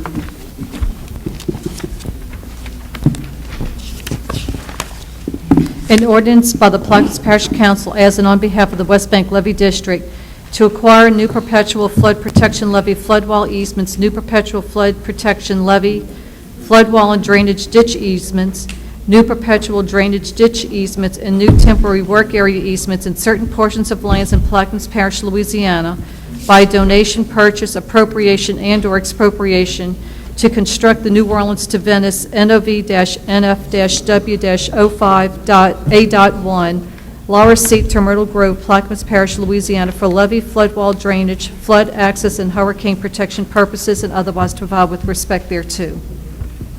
Mr. LaFrance? So offered. Offered. Sure, be careful. Second. Seconded by Ms. Newberry. Any questions or comments from the table? From the audience? It's Warren Lawrence again. I just want to briefly say this is a shame that this is coming to this point. This is going to cost the parish more in the long run to do what is being done by this ordinance. The original alignment at levee was in the back section. We were told by the Corps to get the right-of-way. We got the right-of-way. Now the parish went to the Corps and they said, no, we don't want to use the right-of-way we got for you. We're going to move that right-of-way up to the front or the middle of the property. What it's going to cost you in the long run is you'll save money on the installation. Now you're going to be required to maintain the new levee, the new canal, the new right-of-way on the canal for servicing that canal, plus you must maintain the old canal. You must maintain the old levee. You're going to have to install a set of locks to prevent, because the old canal will now drain into the new pumping station. So you will have locks to maintain and everything on these new canals. This is a ton of money going in that is a waste of the parish's money. I know it's going to pass, but I just had to spill my part that it's a bad deal for the parish. And secondly, I think, I'm almost positive, but check on it, I think you have the wrong number here. This is not W5A1, this is 5WA2. 5WA1, I think, is from Myrtle Grove to Hermitage Road, that's already done. This is NOV 5A2. You could check it out if I'm wrong, then let it be said. Thank you. Anybody want to comment on that? Is it right? Is yes or no? Yes. Okay, it's right. Any other questions or comments from the table? From the audience? Yep, right here. All right, Mr. Blank. Sure, this isn't my favorite alignment, but I remember not too long ago in the past where we had to drive down the levee for a month. Wasn't very fun. You know, these things are, you know, sometimes out of our control. We're at the mercy of the Corps. The back levee that we currently have has sunk considerably. The amount of material it would take, the width that levee would have to be, we wouldn't be able to get the most for our money. We wouldn't be able to get a high enough levee to protect us. You know, I'm not happy that, you know, Myrtle Grove Estates is carved out of that, you know, but I want to say it, though, you know. We're building levees and, you know, putting places like Wood Park and Myrtle Grove on the outside of them, and that bends me out of shape. You know, I wish we could do what we need to on the front end so things like that don't happen, and I, you know, challenge this board to make sure that doesn't happen again. But, you know, we're in a box here, and we have to get levee protection. All right, no other questions or comments, Mr. Russo? Yes, is that accurate that we are going to have to maintain the back levee, including the area that Mr. Blink just mentioned? We're here just with respect to 5A1. The back levee is not part of this construction plan. Mr. Elfikou, with all due respect, you tell me that all the time. And, you know, you draw that line, but that line affects this line, and this line, and this line, you know, so I'm not accepting those answers anymore. I'm asking a question. That's fine. We have a presentation that'll show exactly where the lines are. I understand what the line is. I'm asking a simple question. In the agreement with the Corps of Engineers, is it true that we are going to have to maintain the abandoned area levee that we are now abandoning to the new right-of-way? The answer is no, I believe, because the new levee will sit atop what was then the canal. There'll be a new canal, which will then act as the drainage system that will take the water to the necessary pumping station. And Mr. Steve Burgess can demonstrate that and show that in the presentation. We just asked, looking for a presentation, nobody asked for one. Mr. Russo? That was the answer. So is it yes or no? So, Mr. Gurgis, is that accurate? We're not going to be under any obligation to maintain two levees in the same area? No, sir, I can't say that that is accurate. That's not, so we may. My understanding is that both levees will still be in place, and you will have to maintain both levees in some way. Yes, sir. Was that redundancy? It is not redundancy. The back levee is a very small levee, whereas the new levee that's going to be constructed is going to be constructed anywhere from 14-foot in elevation to 10.5 to 11-foot in elevation. And so it's going to be a much larger and stronger levee. So Then why isn't the back levee abandoned? Well, the back levee, it could be abandoned, sir. It is parish property. It's on parish property. The parish had acquired the property from CLL many years ago, and at that time, the right-of-way included the levee and the drainage canal that's back there. But the Corps chose a different alignment due to the fact of length, and as Mr. Blink said, the cost associated with constructing a levee back there, the size and the width of the levee was cost prohibitive, and so they chose the alternate alignment. How could a levee you're going to build on a canal be stronger than a... Well, the levee, I'm sorry, would you mind pulling up that? You're not filling in the No, canal to build a levee? I think the presentation would be helpful. I just want to show you real quickly the alignment so that Just we're put the all... slide up that points this Yeah, out. It's just real quickly. So I think we've the exhausted dark- ourselves with the presentations, and Yeah. we're not getting answers. We've been through this routine for months. The dark alignment is the back levee alignment that's there right now. That dark green alignment also contains the drainage canal that flows to the Wilkinson pump station at the very lower end on the right side of the project. The new proposed alignment is the lighter green alignment, which is about 4 miles shorter, and then the blue is the new interior drainage canal that would flow to the Wilkinson pump station. Those are the alignment that's proposed by the Corps of Engineers at this point. So I'll go back to my original question. Yes, sir. The light green line in the back, The darker green? under- I'm sorry, the darker green, you mean, sir? which one you Is that want? yellow or green?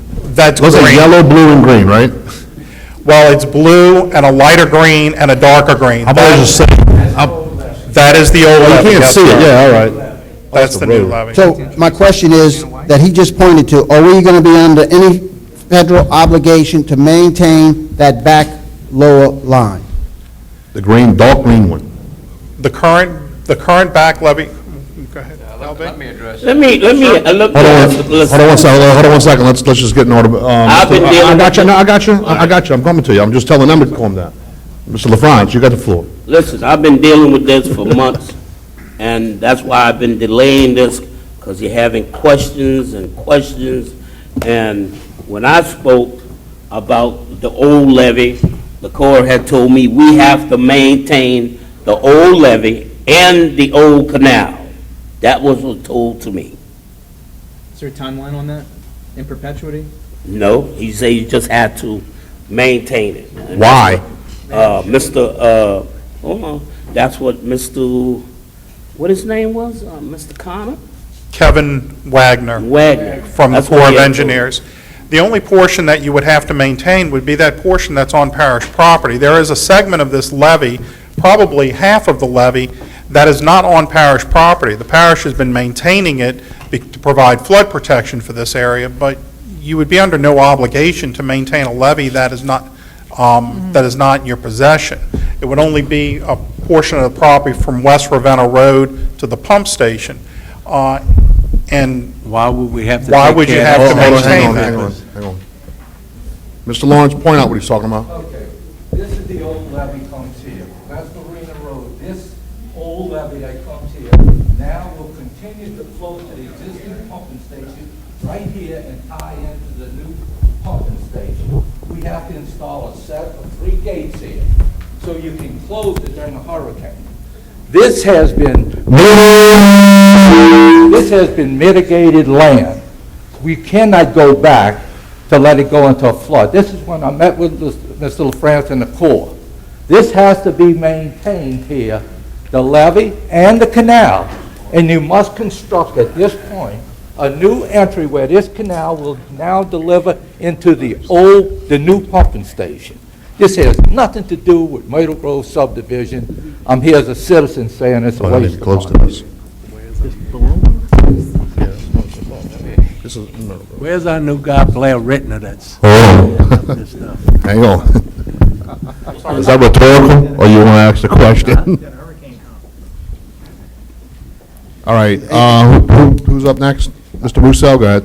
This is exactly why, we can't come in here and present a fine line all the time and say we're not talking about the rest of it. We have to look at the entire picture. So how many miles of levee that we are going to be responsible to maintain on parish property, in addition to the brand-new levee? The current levee is 6.5 miles. The back levee, the full back levee alignment is about 10 miles. And how much of that will we be required to maintain? The Corps, my understanding is the Corps does not require us to maintain the back levee. We've got an obligation with respect to the new levee once it's built. Well, I You think, two guys put your story together here. Yeah, I mean, Mr. LaFrance, how you want to proceed? You want to open the floor, audience? Listen, and I want this council to know that I haven't just been deferring this. There's still a lot of questions to this levy, to this proposal. That's obvious now. There's still questions about how the freshwater diversion, how's the levee going to tie in with the freshwater diversion? How the canal is going to tie into this freshwater? They're talking about setting a P-trap underneath the diversion. Our drainage canal, they're going to put a P-trap underneath the diversion to connect to the pumping station, which is totally crazy to me. Mr. Lapine? Mr. LaFrance, would you defer this until I get some answers? Okay. Thank you. We'll defer. Thank you. Can y'all get on the same page, please? We're on the same page. No, you're not. You just contradicted each other. I'll stay back anyway. Just, can I have one thing here? Yeah, go ahead. There's a sense of urgency. Our hurricane season's coming. I know the levee's not going to be done, but it's important that y'all work together to find the answers. Oh, this ain't gonna be done till next year.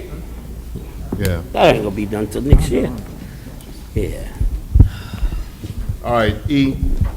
A resolution authorizing the council chairman to call a special meeting of the Plaquemines Parish Council for a mid-year budget review of the 2019 operating budget and on the 2019 capital improvements budget, covering a period of at least 5 years, setting the date, time, and location of said meeting, authorizing the council secretary to place the necessary public notice in the Plaquemines Gazette and otherwise provide with respect thereto. Mr. Blink, and I think you have some lines to enter in. Sure. I'd like to offer with a change to line 13, so covering a period of at least 5 years for July 10th, 2019 at 6 p.m. in the Belle Chase Council Chambers, 333 F. Edward Hebert, Building 203, Belle Chase, Louisiana. I'll second. 6 p.m. Any questions or comments from the table?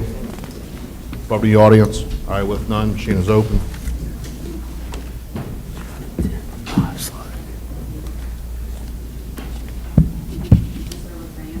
Mr. LaFrance and Mr. Albrook. Mr. Albrook's absent. All right, it passes 7-0. two people absent, Mr. Thalamy and Mr. Albro. Item F, A resolution to create a policy wherein all anticipated land acquisition expenditures, which are $100,000 or above, must have a second independent appraisal for the purchase, before the purchase can be made, and otherwise provide with respect thereto. Mr. Blank.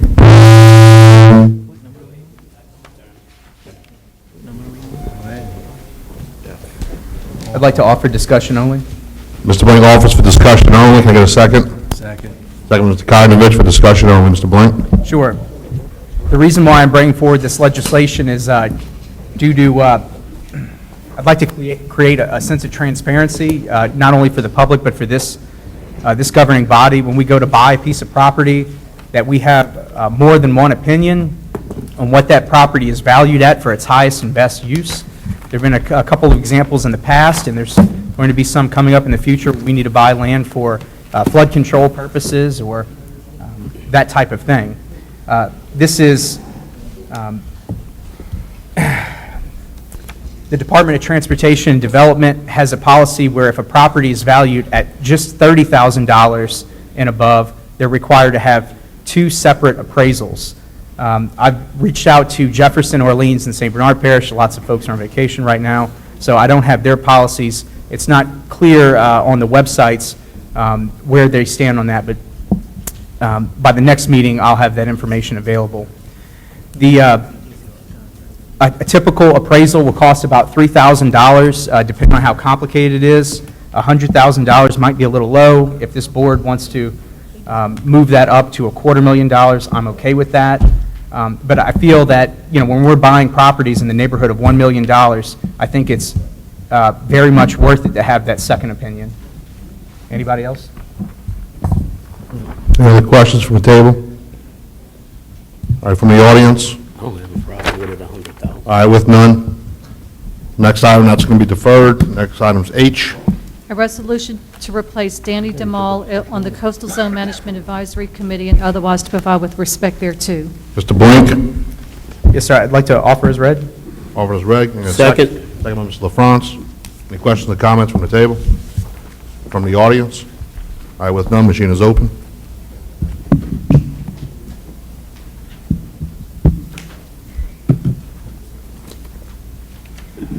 Passes 8-0. Next item, I. An ordinance to create a policy that provides for the Plaquemines Parish Legal Department to be the official custodian for all Plaquemines Parish government original signed contracts, cooperative endeavor agreements, leases, levy right-of-way acquisitions, intergovernmental agreements, and any and all other types of contracts, leases, and agreements not specifically mentioned for the Plaquemines Parish Legal Department to create and maintain a current and complete inventory of these documents, which can be provided to the administration and council and otherwise provide with respect thereto. Ask for a second. I'll offer. I'm sorry, offer by Mr. Russo, second by Mr. Kokrovich. Any questions or comments? Yes, my Mr. comment Russo. is that we are trying to consolidate one depository for all of these items that were just read: signed contracts, cooperative endeavor agreements, leases, levy right-of-ways, intergovernmental agreements, and all other types of contracts. I believe that Mr. Burris supports this, recommends it, and we're in the process of doing it. So this will put the policy in place, and I look forward to the day that we will have one central location that we can have all of our obligations and agreements in, to be able to print them out as far as a listing that'll give us the whole universe.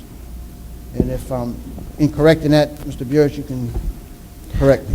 Well, I was hoping, Mr. Duke and I had a discussion that once the audit was complete, that we could look at what, if any, deficiencies exist. My main concern is, I agree with you that we need a sort of a central repository for this, but there are a couple of finicky things that we have that I don't think the legal department should be bogged down with. One example is the engineering department and all the public works contracts. We have a great contract administrator, Ms. Karen Myers.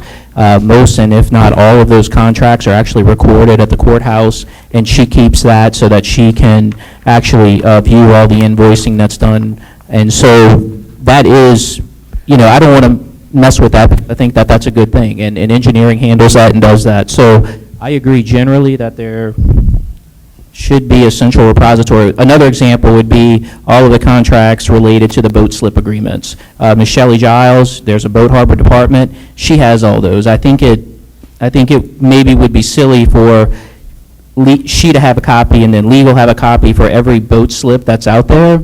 And so there are a couple of things that the government does where I'm not sure that the legal department should handle those matters, because we're going to get bogged down in daily, Let me just boat comment. rental contracts and stuff. So my recommendation was to wait for the audit to be done. Let's sit down at the table and see if there are 2 or 3 things that may not come under this ordinance, and see if we can come to a consensus. And my understanding was that Mr. Duke kind of agreed that maybe that would be appropriate. I know you and I haven't discussed it before the meeting, but that's just what I would like to do.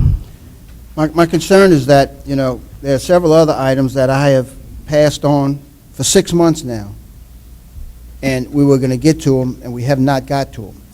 I would think that in today's electronic age, that it would not be a problem to have a file, electronic file, somewhere that lists all the items that you just mentioned that might be a problem. Legal is involved in boat harbors as much as anybody else, or they should be, with evictions and processes of legal actions. My point is that I'd rather put this on a table and let it fail than give up another item that, we're not moving forward on. And the other ones, you've asked me on the last couple of issues that we've raised, and I've deferred them, withdrawn them. This is one that I think can easily be accomplished, and I would ask that we put it in place, and if we have to come back and amend it later, then we do so. Well, the only other issue that I'm familiar with that we maybe deferred was the public records thing, which we're Well, let me which we're refer working remember on. then, public records and also judgments.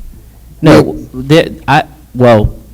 there are a couple of well, problems. the reason is because there's a lot of the reason is there's a lot of research to do with the judgment. So we've researched judgments in St. Bernard, Orleans, Plaquemines, the federal level, the state level, and actually we're very close to presenting something to you all. I know it's frustrating. I know it takes a long time, but I would rather get this right and do it properly. And since the contracts are under audit, I mean, literally, you've seen the emails where I'm receiving all the contracts in the government. I feel like we're cooperating, with this endeavor. And once again, I told you privately and publicly that I agree with you. I just, if we're going through the middle of an audit, maybe let the auditor have some comments and let other people have input at the table. And, I don't see why we can't adopt a policy. That's just my concern. And just let me say this, it's very broad, it's not specifically nailing anything down other than provides for an official custodian. That's all it says for these items. And I would hope that we could at least pass something as broad as this, and the audit is going on. And the reason it's not progressing is because we don't have this. So I would like to put a policy in place that says we are going to have this, and if we have to change it 2 or 3 months down the line as a result of an audit, then it's an ongoing work in progress. Well, and you should know, Mr. Russo, that since we've come on board, we have been logging in all the contracts and agreements that come through legal. So I'm already doing that since we've been in office. I just can't tell you everything that's out there prior to us coming on board. So I make that assurance to you.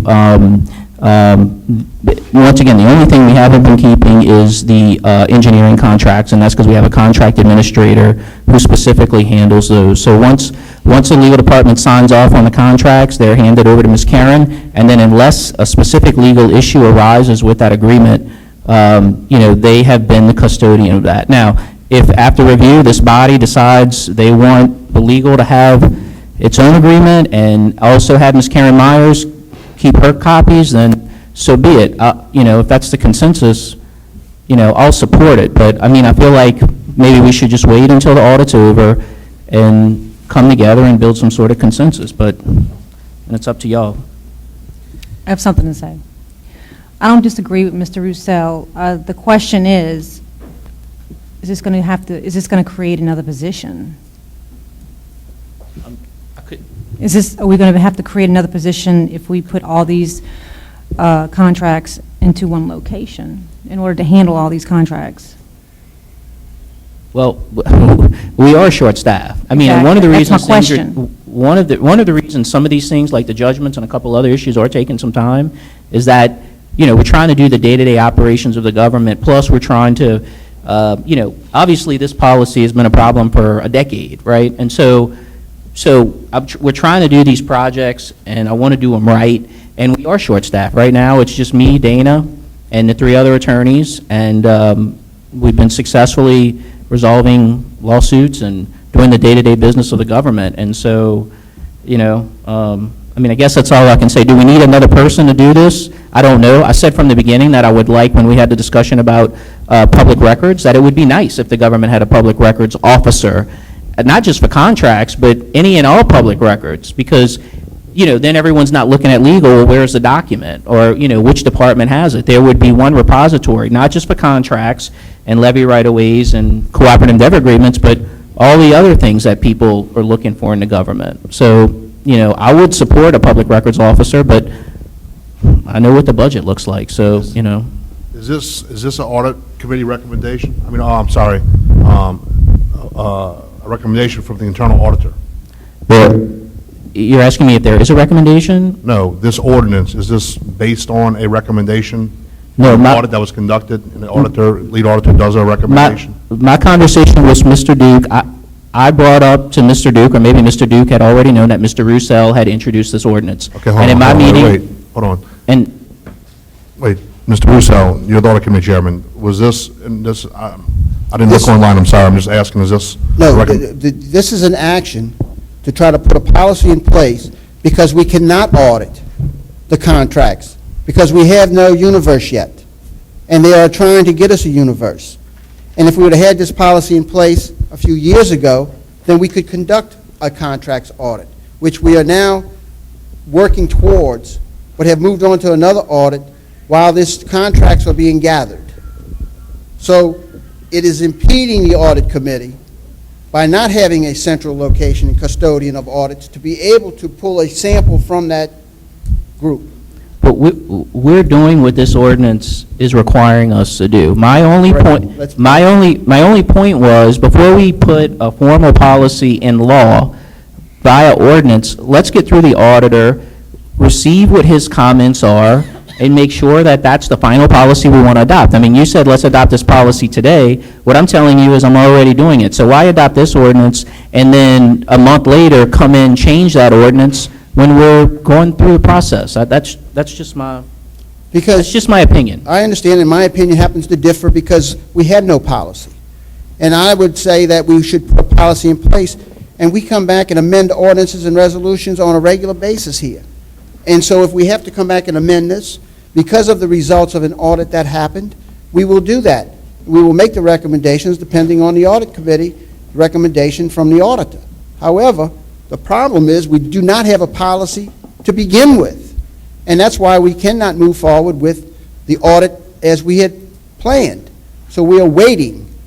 And so I don't understand the argument about not adopting a simple policy that we can change when we do have the final results. Now, we can sit here and wait, and we can wait, and that's what we've been doing for quite a while now, waiting and waiting. And I'm still waiting on the public records. I'm still waiting on the judgments, and you gave examples of that. This is something I believe that we should put in place. Electronically today, you can hold a lot of information, and it's not that difficult to push a button and have electronic files stored. And I think that you say you're already doing it, so I don't understand what's the problem. Yeah. I mean, the last comment I'm going to make is, with that said, that was the same argument with the CEA on the port. Everybody wanted to wait until the judgment was done, and now all of a sudden, we don't want to wait on this issue. Totally different issue, Mr. Black. We're in litigation in court to decide that issue. We're not in court with this. We're trying to work with the administration. So to compare those two is like comparing apples and oranges, which is the old cliche. This will be my last comments. I think Mr. Russo and I both want to get to the same place. But whatever the council wants to do, I'll support. Like I told you, I'm already doing this. But, if y'all want to pass this and then amend it in the future, I'm okay with that. I just thought it appeared to be redundant, but Mr. Gui? Yeah, Mr. Burris, I think we are on the same page, knowing that the policy has to be done. And passing this, it's not like you're going to have it done tomorrow. It's going to be a work in progress. So whether we pass it today or we pass it a month from now, I think the result's going to be the same. And as far as access to other, you mentioned 2 employees, great employees. They're doing a great job keeping track of the information. Getting access to that through your department doesn't seem to be a real difficult thing to do, to link it, so you could get the contracts, and I don't recall the other department you talked about. So I think this is, yeah, it's a burden on you, but there are a lot of burdens on you. There are a lot, and you can only do things at your own pace. So, yeah, I'm going to support this. I think it's something that we need to get started on. It won't be done tomorrow. Sorry, go ahead. Yeah, it won't be done tomorrow, and I understand that, but, and we've talked about how having that central location with all of the stuff, but just how we get there, I think is something that's going to have to be developed, yeah. Mr. Blink? Sure, just for the record and transparency, there's been a request, to gather all contracts and agreements, and I just, want folks to know where those are going. What do we currently have in place? Oh, I'm supporting this legislation. No. I'm just What I'm saying is I want internally, consistency, that's all. like, there's been internal communications requesting all of our contracts and, obligations, agreements, those types of things, and I just want to know where that's been headed lately, and how that differs from this legislation, just so people know, He's getting the contracts together for the audit. I'm sorry. There was a request to get all contracts, agreements, obligations, et cetera, from all parish employees and council members in writing and email. We've been gathering those up, sending them off, and I just, for the public to know, how does what's happening there differ from this particular policy? It's not really different at all. Mr. Duke said, we're going to do an audit on the parish contracts. And I said, well, Mr. Duke, I can give you the contracts that I have, but just so you know, there was an assumption on his part that the legal department was the custodian of all parish contracts. And that's just not true. That hasn't been true, and that hasn't been a policy or anything that I've ever seen written down. And so what I told Mr. Duke was, as I said, there are various departments who are the custodians of these contracts. I said, so, if we're going to audit the contracts, you may have to go to Mr. Dugas for a public works contract, you may have to go to Ms. Giles for a boat slip harbor contract, and I'll give you the legal engagement letters and whatever contracts that I have.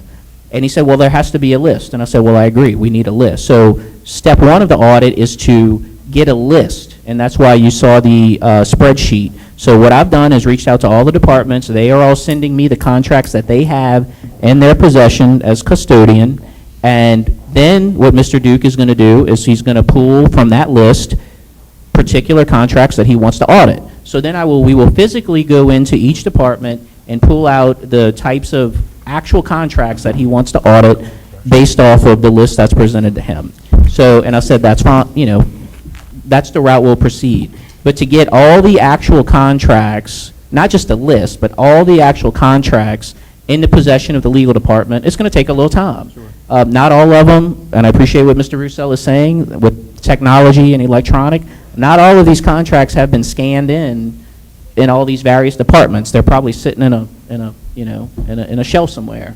So to actually get the actual physical contracts and/or get them all scanned in, it's just going to take a little time. So, but in order to facilitate the audit, the list has been compiled, and Mr. Duke will pull whatever contracts he wants and do the audit, and then whatever the policy was going to be, then I was going to go in and say, okay, well, Ms. Karen, the council decided that they want me to be the custodian of all the engineering contracts and public works contracts, so I need them all in my possession. So before we did all that, I was under the impression we'd go through the audit, see how everyone felt, and then we would make a decision about what to do. But if that's the decision now, we're already working towards that, and we'll just do it. I mean, I don't, I'm not opposed to it, like Mr. Russo said. Got it. Thank you. I just wanted folks to know what's up.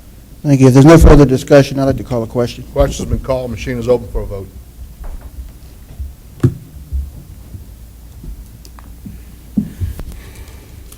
It Passes 8-0. Item J.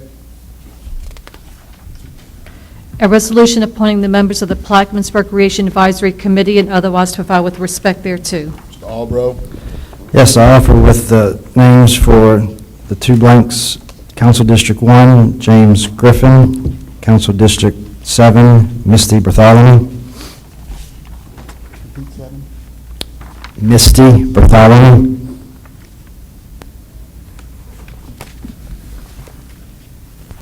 All right, ask for a second. Second.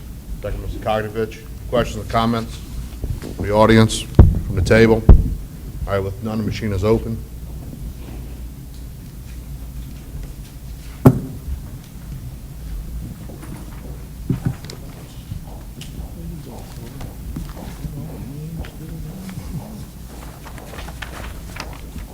Passes on 8-0. Item O, please. A resolution to change locations from for the August 2019 council meetings and otherwise provide with respect thereto. I'll offer. Second. Second by Mr. Blank. Any questions or comments from the table, from the audience? All right, with none, machine is open.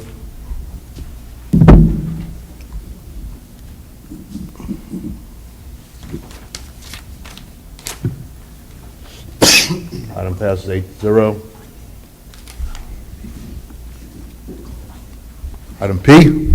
An ordinance to amend the 2019 Manpower Structure and Operating Expenditure Budget, General Fund, Information Technology Department, and the Telecommunications Department, and otherwise provide with respect thereto. I'll offer. Ask for a second. Second. Second from Mr. Albro. I'm informed that we had an employee resign, therefore the funding from this position is being transferred from telecom to IT to hire the new individual. Any questions or comments from the table? From the audience? All right, with none, the machine is open.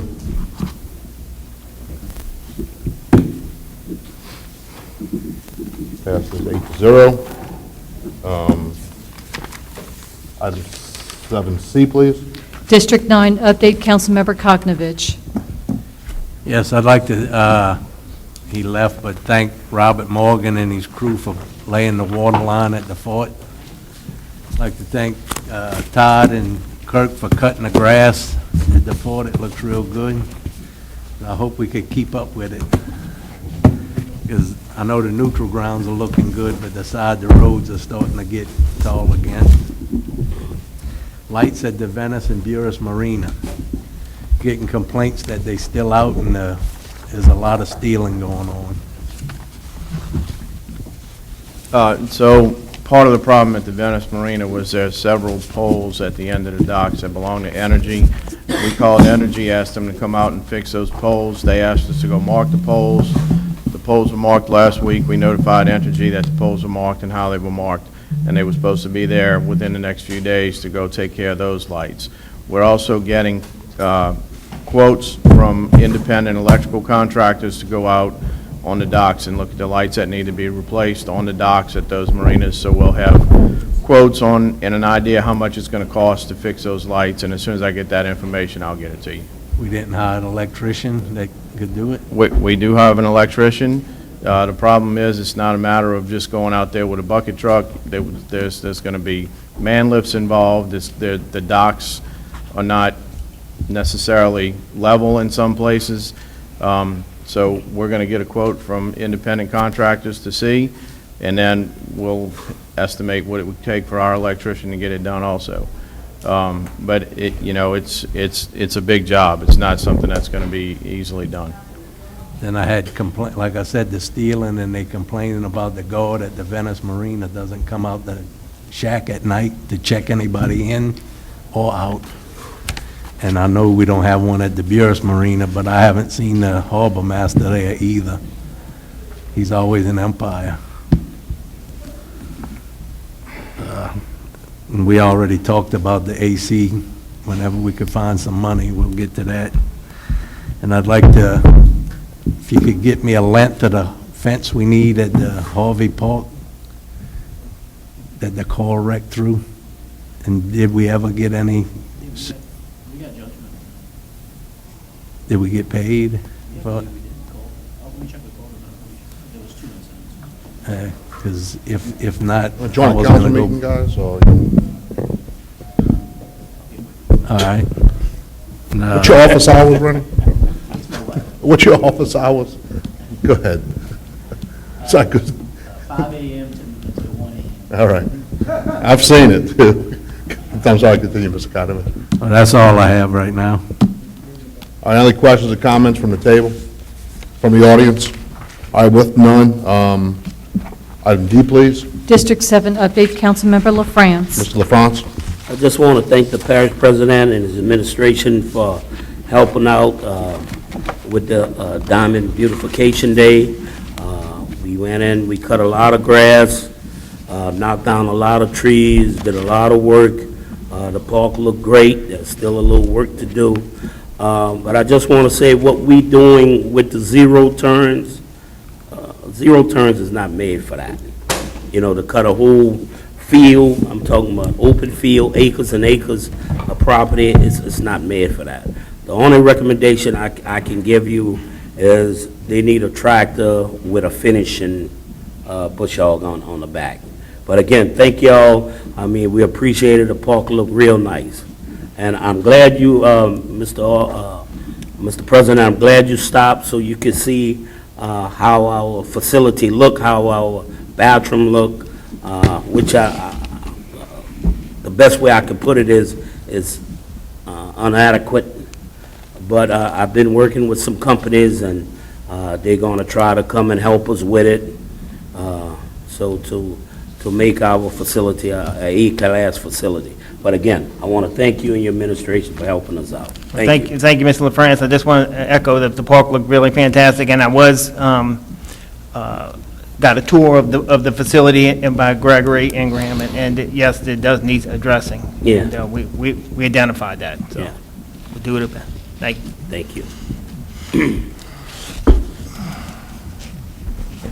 All right, questions and comments on that item?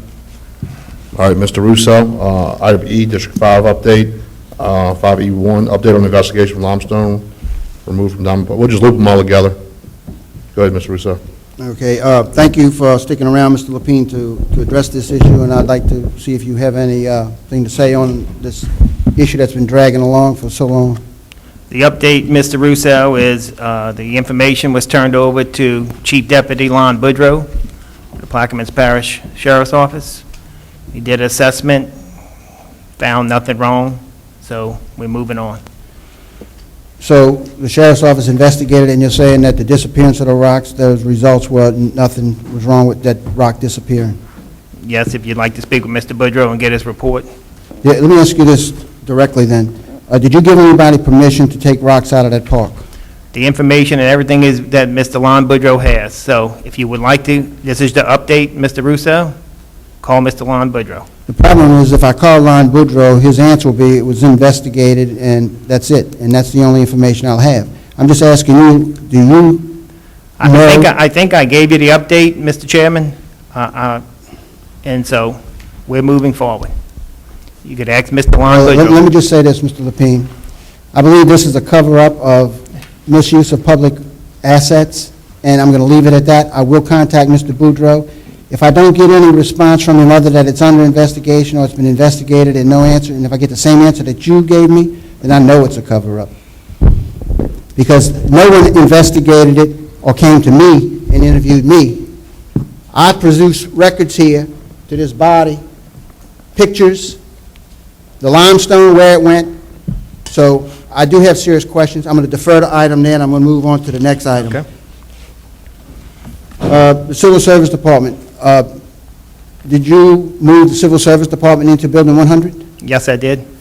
And so, as a council member that sat here for 8 years, knowing that we litigated those issues, went to the Supreme Court, had all of those battles, why didn't you come here and ask this council to pass an ordinance to relocate them to that building if that's what you intended to do, knowing that we had a fight with our attorney all the way through the battle with three of these same members? You know that's not the policy. What is the game plan? We moved them, Mr. Russo, because we had to move recreation back there. There was not enough room. We moved into Building 100 because of the issue down at the Port Sulphur Government Building with the mold. We have a mold report that was dated January 2018 that we received in February. So we're trying to address those issues before we move the civil service back to Port Sulphur. So that's why we did that. We think that working with the civil service is a good thing with administration. We're tired of the lawsuits. We're tired of the fighting. So we're not objecting and moving down there, but we're not moving them down there right now until that building gets cleaned up. And what is the time frame on that? I don't know, Mr. Russo. That again, we got to identify, this is all in our lap. So this report was January of 18 that we got this year. So the previous administration knew for a whole year. I can attest to that, because I'm on an email chain with Mr. Garrett, and Mr. Garrett pointed out his dismay with the, you know, former administration who held on to that report for over a year, and we had a subsequent conversation about it, too. Well, my only point is that if you know all of this, you probably got 5 or 6 votes up here easily to move them to wherever you need to move them to. And that's the whole point of us going to court, fighting the battle, and having to come here and watch you do exactly what Mr. Cormier did is an insult to me. Now, I'm going to leave it at that. You say you're going to move them. I'm going to leave it on the, I'm going to take it off the agenda, and I'm going to come back in a couple of months and see what you've done, if you've done anything, because you've told us, give you 6 months. Well, 6 months is over. The next item I guess I'll ask for is, Mr. Dugas is not here. This is a drainage project and a status report on a FEMA project on Engineers Road. This project's been in the work for over 12 years. I've been on this project for 5 years trying to push it. I've had meetings with all of the parties several times. I've tried to create a method of where is the paperwork holdup? Whose desk is it sitting on? And that worked for 1 meeting. And I've heard nothing since then. 6 years I'm waiting on this drainage project. I would ask you respectfully to engage Mr. Dugas to set up another meeting to see if this project can be moved forward after, this is a Katrina project, going back to 2005. And here we are 2019, and we still don't have the project ready to move forward. So I'm going to ask you if you would have Mr. Dugas set up a meeting, and if you would take some personal interest in this project and make sure that those buttons are pushed to get this project out to bid. And when it's out to bid, then I will take it off the agenda. But I think that 6 years, 5 years I've been here, pushing this project with no results is not accurate for any government to do. Mr. Russo, I will make this comment. I will facilitate a meeting, me, you, and Mr. Dugas. And the engineering firm. And the engineering firm, the contractor, and the grant administrator. Thank you. Okay? Thank you for that. That's all I have. Any other questions, comments on that? Sure. Mr. Blink? When an engineering firm or a contractor drags their feet, and it happens all around the parish, does that go into some sort of ranking or a selection process for the next time? You know, there's dozens of projects all around the parish where it's been the case just over the years. It just happens. Is there anything in place? Should we create a policy that makes it harder for us to select those contractors or engineering firms in the future?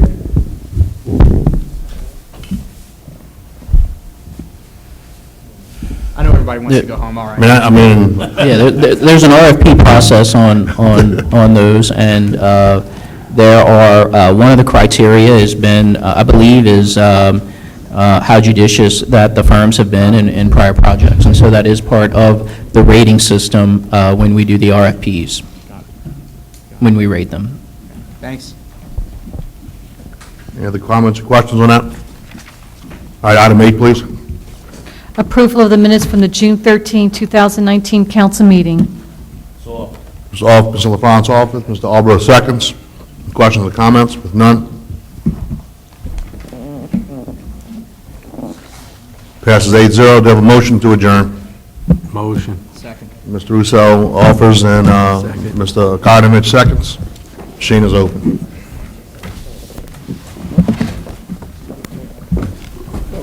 Adjournment is 8-0. This meeting is adjourned.